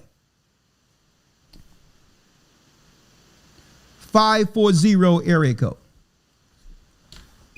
Hello, can you hear me? Yes, how are you? I'm good. How you doing, Elder?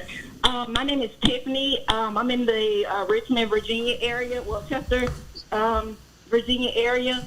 And I joined a GOCC church a while back, around 2016, 17. I got baptized, but they never gave me a certificate or anything. And I don't know if you can get rebaptized, but I'm trying to find another body. But I have no idea where I can go. The previous church I was going to was located in Petersburg, Virginia. Yeah. But for me personally, they wasn't operating in the spirit to me, and I wanted to find another, another church, but I haven't found any luck. So. Okay, well, if you're saying a church haven't operated in the spirit, you should have let us know what was going on so that we can make sure it could be fixed. All right? I mean, they operate in the spirit now, and I can tell you that. Yeah, I think it was. I don't want to put nobody on blast or anything like that, but there was a deacon there. He kind of had to give up his position or whatever because he wasn't. He wasn't letting the other elders know of certain things that were going on in the church, and it just wasn't. It didn't feel right to me. Well, sister, listen, sister. You had the full right to do what you did, and anything that was going on was fixed. All right, it's done. Okay. So what I can do is I can have Elder Lawyer call you, okay? Okay. Let me have your name again. My name is Tiff. Do you need first and last? Just your first name. Tiffany. Tiffany. Well, I'm sorry about that experience, but that's not indicative of what happens in most churches, especially with what we've established in this truth. But I'm gonna tell you this. No one or no church is beyond reproach. Okay? But your experience shouldn't have been what you dealt with. And I'm glad you were able to persevere to where you are to be accepted again. Okay?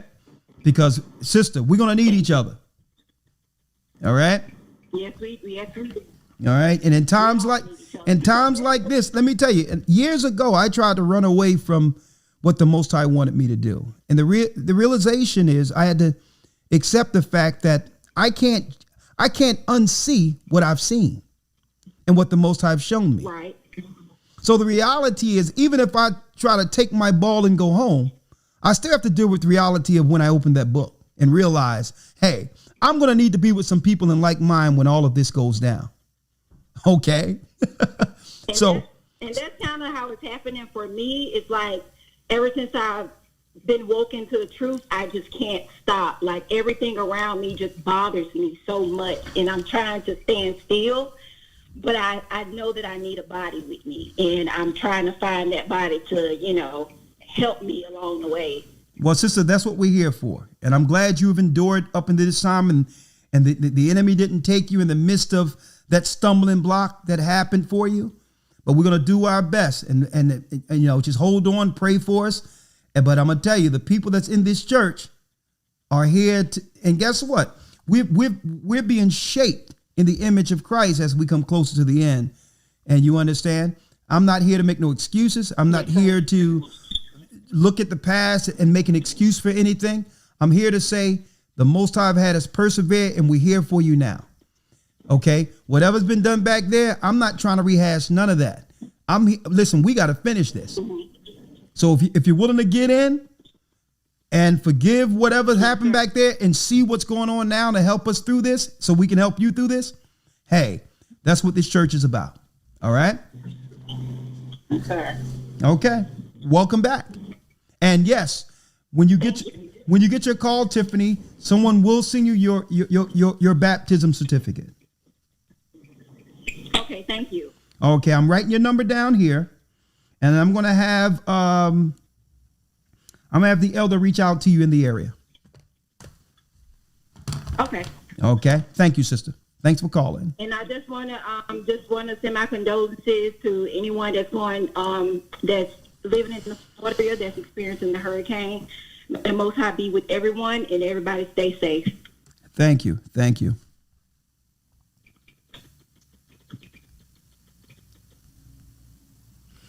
(216) area code. 216 area code. Shalom, Elder. Shalom, sir. The sax extraordinaire. How are you? I'm doing fine. And shalom to the elder in Florida, too. One day I want to come down there and minister and play for him down there in Florida. You're welcome anytime, my brother. He says you're welcome anytime. Let's talk. Okay. I wanted to know, because I was looking at something on YouTube where a brother, he was talking about this situation is going to become another Katrina. And he was saying that the black people in Tampa are situated in the eastern part of the city, and it's just 11 feet above sea level. But in other parts, it's like 48 feet above sea level. And I do have a brother that I'm in communication that's in your body from Tampa Bay, and I'm checking on him to see if everything's all right with him periodically. Okay, well, that's a blessing. Thank you, my brother. That's good. And my prayers, me and my wife, praying for everybody in the churches that's down in that area. I've been down there before. And we just praying to the Most High God, He spare and help our elders and even the other people that are not even in our church, and our brothers and sisters that's not in our church, that the Most High spare them. Yeah, well, we need to continue to put our prayers out there for all of the family, even for those who are not in the church, that the Most High would, have grace on us and give us an opportunity and look at these signs as a point of return. So, I mean, we don't hope that anyone get destroyed into this, especially how the governments use these disasters. Okay. So I just hope that, we pray, put our condolences out there, but also pray that the Most High have this pass over if it be His will. All right. Amen. Thank you, Amen. my brother. Bless you. Bless you, my brother. Thank you. Double honors. All right. And also, we got to put our condolences out there for Elder Owl. I got a text that not too long ago today, Elder Owl, who's actually over the Carolina church. Unfortunately, he lost his mother, and it just happened. So I'm going to call him right after this and give him my condolences and all the support he needs to get through this. I know what it is. There's nothing like mama. So make sure y'all put out y'all prayers for Elder Owl. He's a pillar in this work. I mean, he has power in prayer that reaches the throne of the Almighty when he prays. And we pray that the Most High accepts his mother into the bosom until we see her again. And Elder Owl, if you're looking at me, we love you, man. And I'll give you a call as soon as I'm off of the broadcast.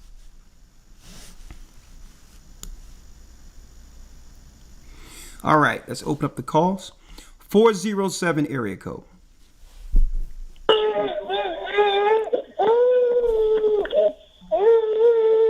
Oh, Lord, feed that baby. 561 area code. Shalom. 561 area code.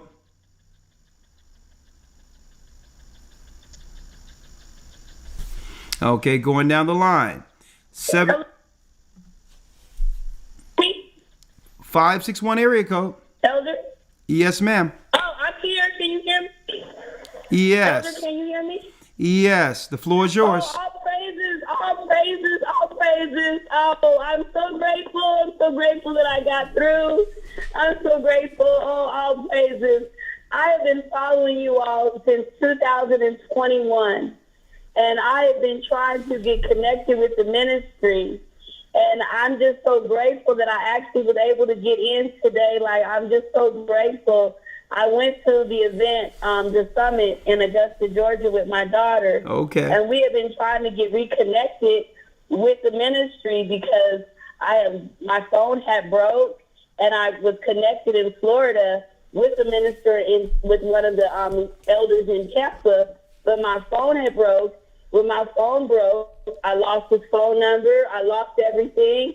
And I was like, oh, my goodness, I was disconnected. And then I was so grateful when we were able to go to the summit in June. I mean, and I've just been trying to get connected. I emailed you all. I hadn't got a response yet. My name is Tashana Maruk. You even hugged me at the summit. I was so grateful that I got to see you.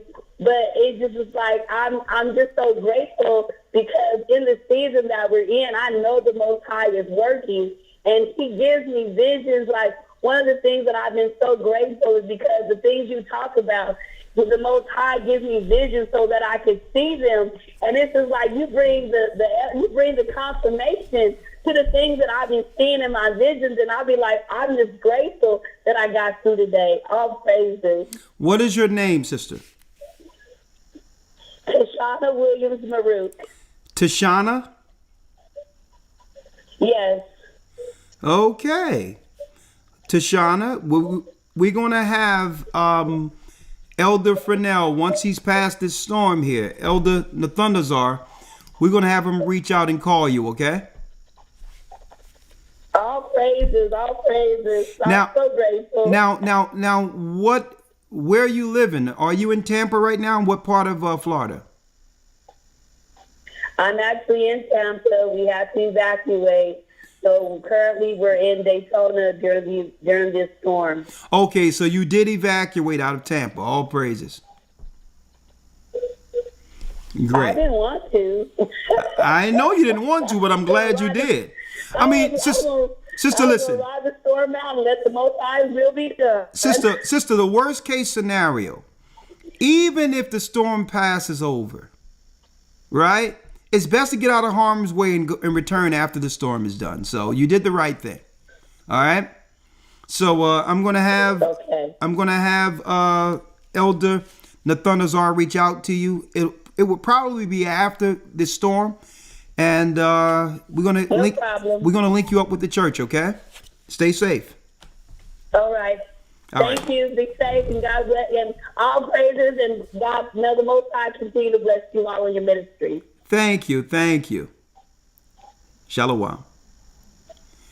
Shalom. And the Nathundazar, it's so encouraging to hear that even through the midst of all of this, Nathundazar, our people in such good spirit. Right. All praises. And, and that's the confidence we have in the Most High. And, our people, we believe in the Most High wholeheartedly. And we always enforce, believing in God, teaching the law. Make sure no matter what, the Most High is the only one we got. And that's what we're trying to do. And I'm glad that the sister's in good spirit. And I pray that everybody else who's listening is also in good spirit, even through the storm. Thank you, my brother. And it's best that we be that encouragement, that calm hand to lead our people through crisis. Like many people, they were out of their mind, crazed, not knowing what was going on through that psychological, I would say that psychological operation that was going on during the virus. It was so much of psychological operations, secluding people, and the play that was on one psyche. Having people look at other people as the enemy for just breathing. That's, man, that was cruel. The way they rolled this thing out with the psychological operation of the population. People looking at everybody else as if they can kill them. Absolutely insane. But we were that calm that held the people's hand even through that. Like, listen. And there's a joke out there, right?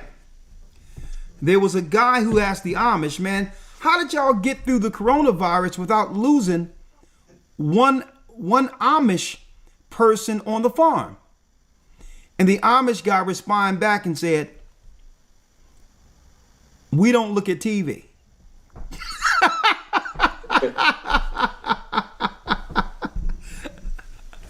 Most people were actually getting driven to their own demise with what they were trusted to listen to.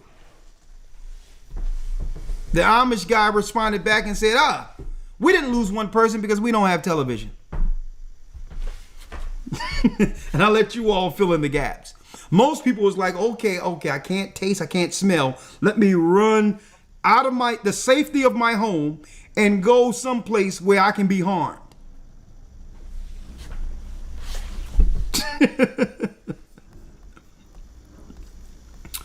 857 area code. Shalom, Elder. It's I'm a lawyer, and always appreciate the work that y'all, provide us, to provide the churches and the subscribers. It's great work. Always appreciate it. But I just wanted to, let the chat know and the rest of the subscribers know. I think moving forward, I think this is right now we're in preparation time. And, just let everybody know, just kind of, focus on stocking up on food and getting some solar chargers. You can get them on Amazon.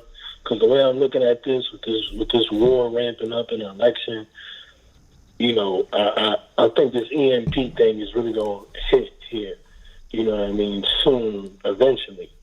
And when you look at, Exodus 10 and 21 through 23, even Egypt got hit with those 3 days of darkness. And if this is spiritual Egypt, we can see the same thing happening here, with China doing EMP here. So with that being said, it's profitable to stock up on some solar, anything solar right now at this point, but definitely the solar radios, solar charger cable ports, things of that nature, anything solar. That's just the way I'm looking at this. Because with China being allies with Iran and this war ramping up, it's just inevitable. You know what I mean? Well, thank you, brother. I appreciate it. And we're going to emphasize that people make sure they add that to their preparation, their preparation list. I'm going to make sure I emphasize that. I appreciate you, brother. I appreciate it. Thank you. The bar. And I'm glad the brother said that. We have to make sure that, like I said, they're not coming for us. Okay, don't get mad at the government. All right, don't get mad when, where's my money and I voted for you. Folks, the government is not going to save you. They're not here to save you. They gave all the FEMA money, but they depleted the FEMA fund less than 4 years. Okay, so the whole deal is we have to look out for ourselves. And let me tell you, looking out for ourselves is what got us this far, folks. The government never sought to do anything to sustain or to be there for us. Okay? So, hey, the brother just put out there, make sure in case there is a blackout through a storm coming or whatever the case is. Who knows what they can do in the midst of a storm hitting? To make sure we have what? Backup power sources, solar charging systems, and things of that nature. Okay? Thank you, my brother. I appreciate it. Let's go down the line. Only going to take a few more. 980 area code. 980 area code.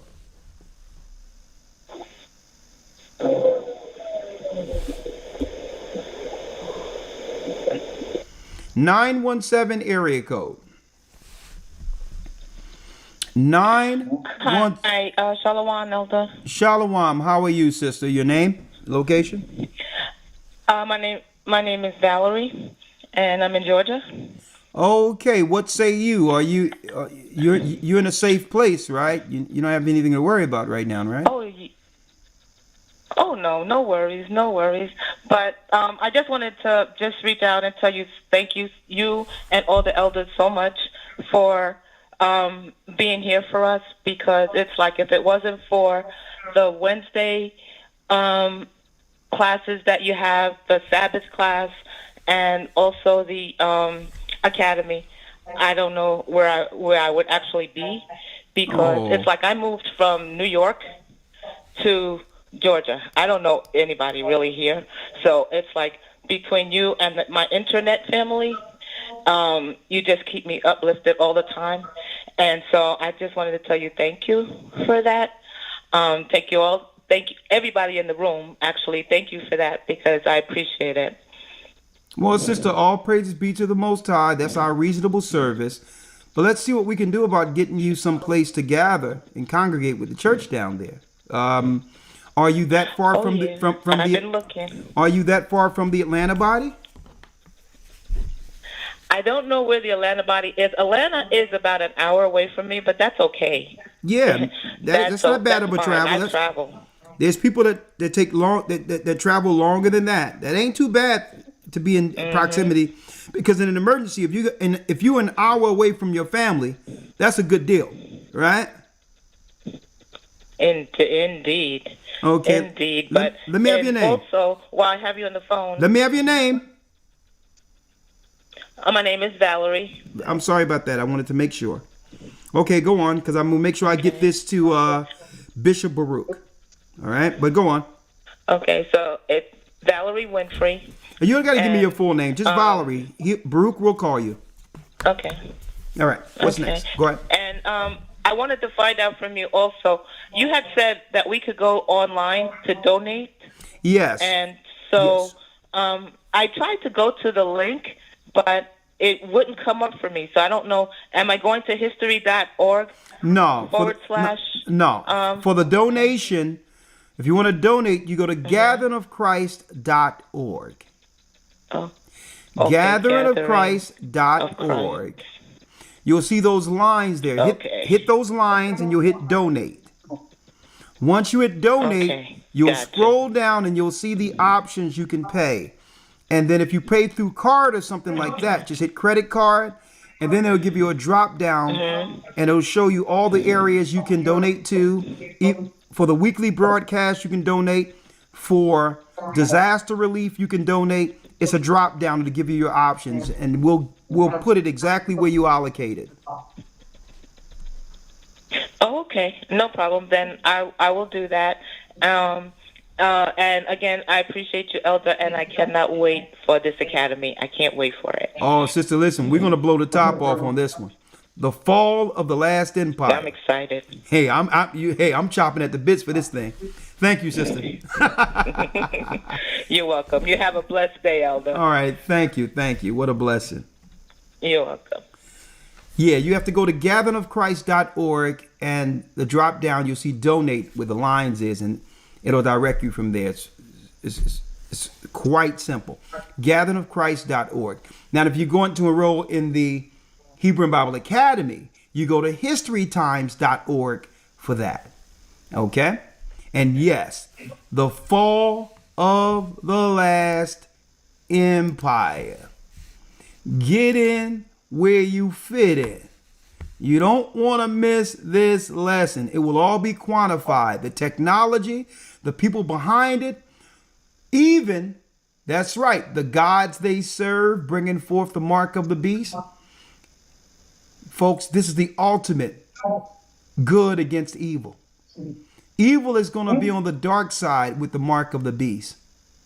And the righteousness will be those who withstand it, who deny it. And there'll be a clear distinction in the earth. There will be no in-betweens when it all go down. Those who choose the mark of the beast are Satan's team, and those who deny it belongs to the Almighty. And that's when the real battle begins. The fall of the last empire. Go to historytimes.org.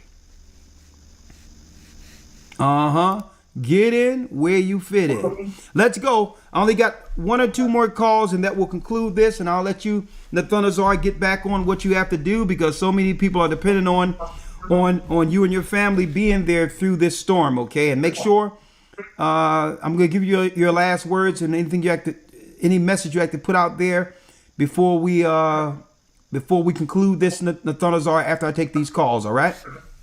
Sure. All right. 857 area code.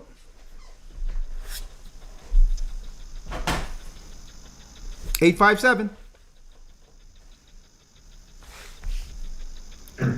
Last call for this evening. I'll take 2 more.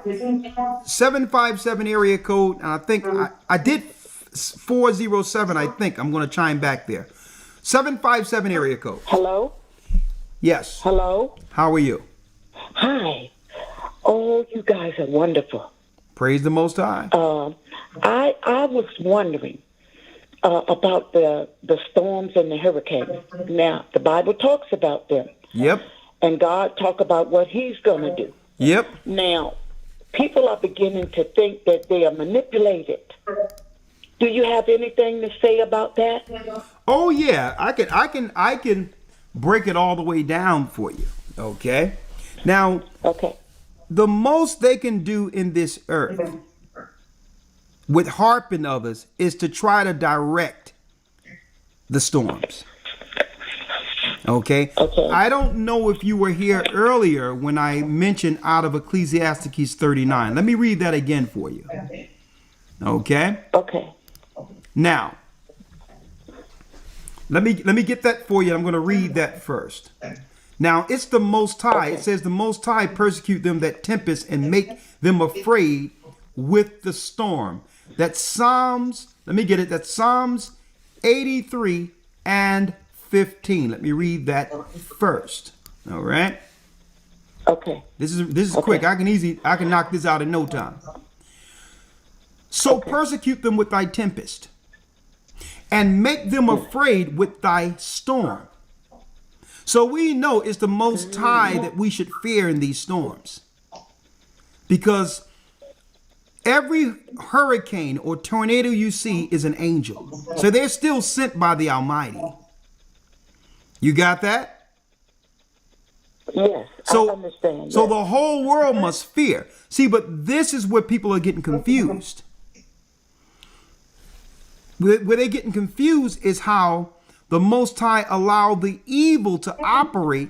That would be what? An amendment, but to take out the wickedness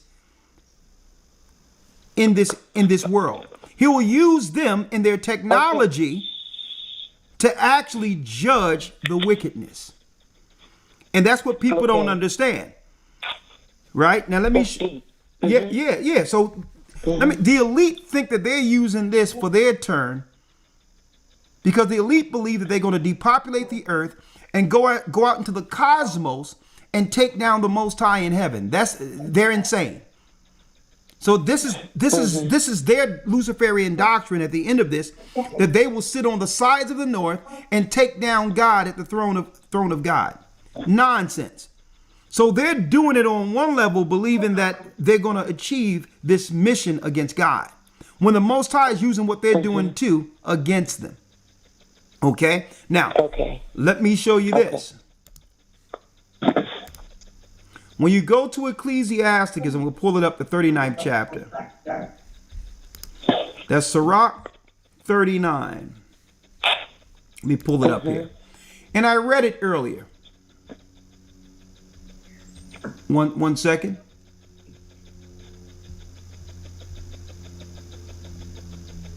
It tell you, Ecclesiastes 39 or Sirach 39 and 27 reads, all things are good for the godly. So to the sinners, they are turned into evil. So what the Most High is sending to judge the wicked, to us, is good to us, because he's going to have that pass over like he did at Gocc. And then it says right here, There be spirits that are created for vengeance, which in their fury lay on sore strokes. Do me a favor, Nathanazzar. Mute your mic 1 second, Nathanazzar, if you will. Sure. There be spirits that are created for vengeance, which in their fury lay on sore strokes. In the time of destruction, they pour out their force and appease the wrath of him that made them. Fire, hell, famine, death, all these were created for vengeance. So when it comes to the tempest, the storms, the fires, the angels are still in it, sister. So even if they whip up harp, where the Most High has an angel in the middle of the sea and that angel moves over, there's still some intelligence with that angel. That angel will go to destroy exactly what he's directed to destroy, regardless of what they're doing. There's many times they've tried to use harp, sister. They tried to use it, and then the storm would still go around outside of their forecast. So again, they only have but so much power. Okay? And even if they're using harp and all of this, it cannot go as far as the Most High will allow them. Sometimes they try to stare an angel that's in the water, and that angel go right around and don't hit anything. Okay. Right? But here it is. There's a difference between storms, which are angels and tornadoes, and what harp does when it comes to earthquakes. That's a difference. Okay? Because earthquakes are the shifting of plates within the ground. Okay? So when they're fracking and doing all these others out there, that's causing what? Cracks in the earth that links to the fault line. Now they can cause earthquakes with the harp system. And I'm not saying this because it's a conspiracy. You can look up harp and it tell you what they can do with it. Okay, that's why there's treaties amongst other countries concerning what technologies that they are forbidden to use in forms of warfare. Okay? So again, when the people talk about the technology that the government has, they're not lying about that. But they don't understand how the Most High says, he that letteth will let until he taketh them out of the way. He's allowing them. A matter of fact, the technology they received is the knowledge they got from up in heaven. That's fallen angel technology. So they're not doing, even if they think they're doing something, it's still the knowledge and science that came from heaven. All right? So it's about us being what? It's about us operating righteously so that whatever comes, whether the enemy does it or the Most High sends it, it what? It passes by us like it did during the time of Goshen. Everything the Most High did, sister, you notice everything that the Most High did in Egypt? You had the sorcerers of Egypt try to mimic it before Pharaoh and say, we can do, here's the technology of how we can do it too. See? So everything the Most High did, you had their sages and their wizards and their top priests, their scientists in Egypt mimic it on a different level. Because why? All of that knowledge comes from heaven anyway. Okay? So there's different levels to this. You have the level of those who just deal with science and understand the technology and all that of what the governments are doing. They see it on one level. But those who see it through the eyes of the Almighty through the Word can see it on all levels. See? And it's the Bible that does what? Connects the dots and put all the pieces together. That's why a lot of people who are conspiracy theorists out there, knowing that governments are up to all type of nefarious things, they end up coming into this truth because it took us coming with the Bible to connect the dots for them. You understand? Yes. So that's just it in a nutshell. They can only do what the Most High allowed them to do, and they can only destroy whom the Most High is judging. Okay. Thank you very much. You're welcome. It's a lot, though. And if you didn't keep your eyes on God, you would be shaking all the pieces. True. So, True. I understand. Thank you so much. You're welcome. Bye-bye. Hey, I can't take all these phone calls, you know. Y'all popping up out of nowhere. I can't take all these phone calls, but I will be taking phone calls this coming Friday, okay? This coming Friday. So I'm sorry I see y'all popping up out of nowhere, but unfortunately, we're at the end of the broadcast. We started this early today. We had an impromptu discussion. A lot came out, and we're going to keep our eyes open during this storm. And brothers and sisters, I need y'all to keep y'all prayers out there. And at any time that something changes with what's going on there, we want people on the ground to be reporting to us and giving us real-time reports. So that what happened in Helena, in that last thing, doesn't happen again, where no one is understanding what's happening grassroots with the people on the ground. Things get knocked out. The majority of the people become silent, and the only communication we're getting is from mass media. Hence the reason we're getting in front of this on the ground with people in our church who are in those areas to give us updates. So at any time, you may see what? You may see an update on YouTube, a notification that the Gathering of Christ Church is live. It can happen any time of day or night between now until after the storm passes. So if so, come on in and we'll give you an update at that time. I'm going to end it with Nathanael. Brother, you know I really respect and love you. I need you to give the last word and keep us informed after this. Yes, sir. Yes, sir. I would like to, start with one scripture, Psalms. I'll go ahead and read Psalms 107. Let me get it for you. Yes, sir.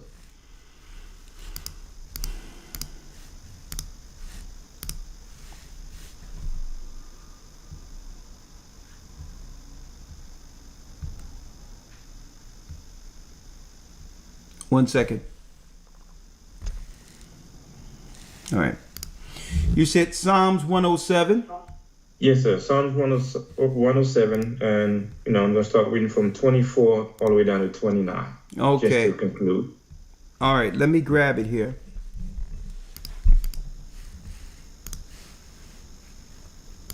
Yes?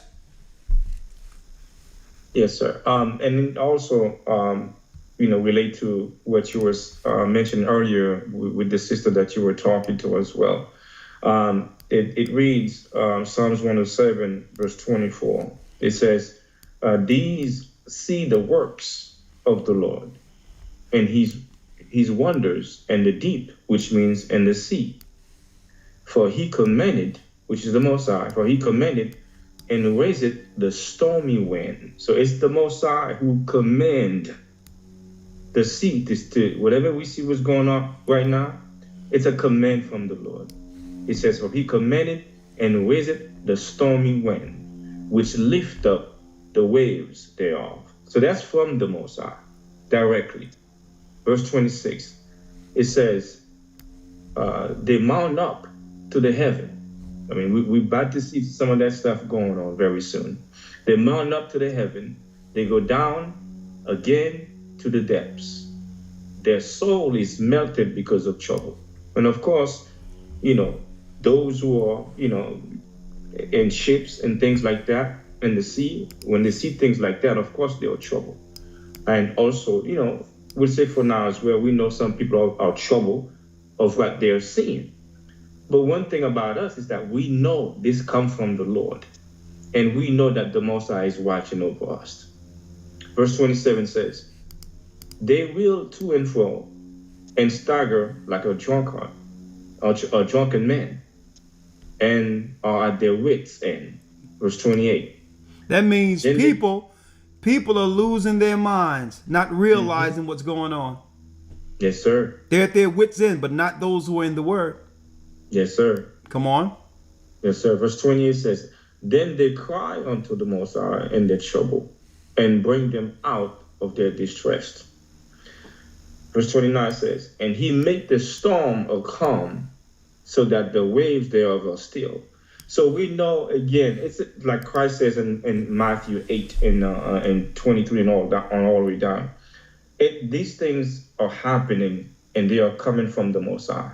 And when he wants to, he's going to calm the storm down. Christ says in Matthew 8, says, peace and be still.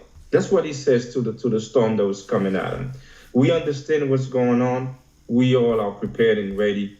But at the same time, we know it's the Most High who is in charge. He's in control. So all I'm asking is for all of us to keep us in prayers, knowing that this great, mighty God who raised those storms know what he's doing.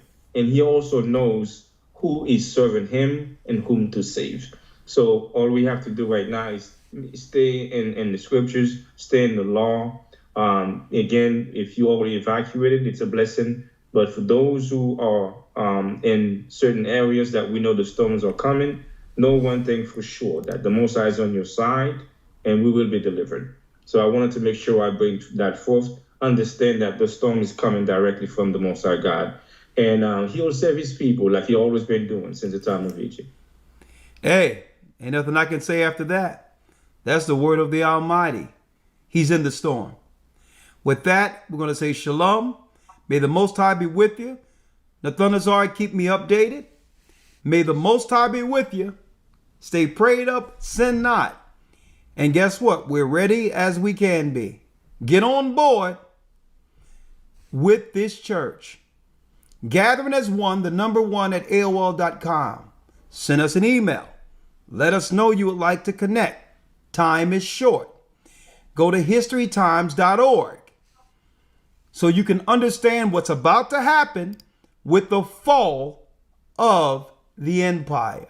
I'm Elder Rikash Yar along with Elder Nathanael reporting live from the state of Florida. We're the children of Israel. And yes, we're back. Stay prayed up. Stay saints. Shalom. I would dream about the end of the world. I would see the heavens be catching fire. I feel the end is near. I will sit here and I would.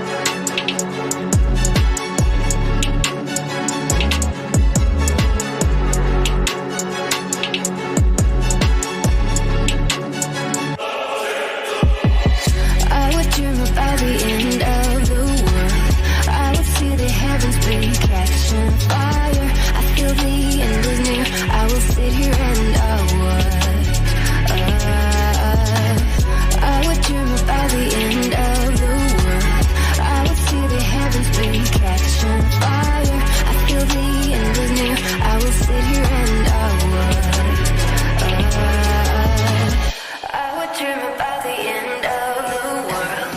I would see the heavens be catching fire. I feel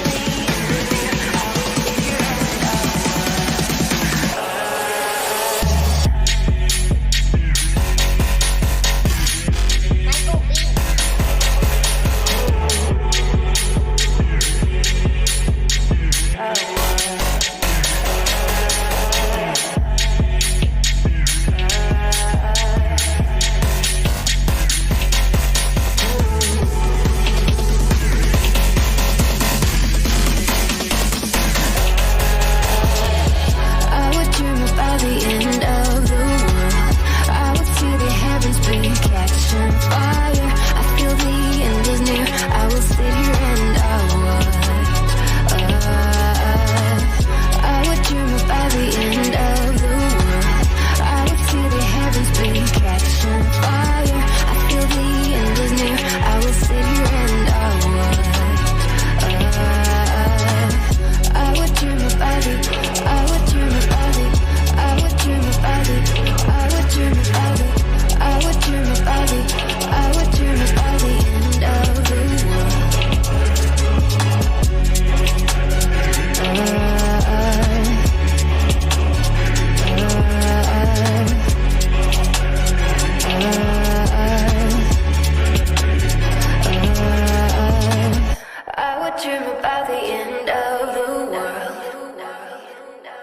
Underground Nation Productions.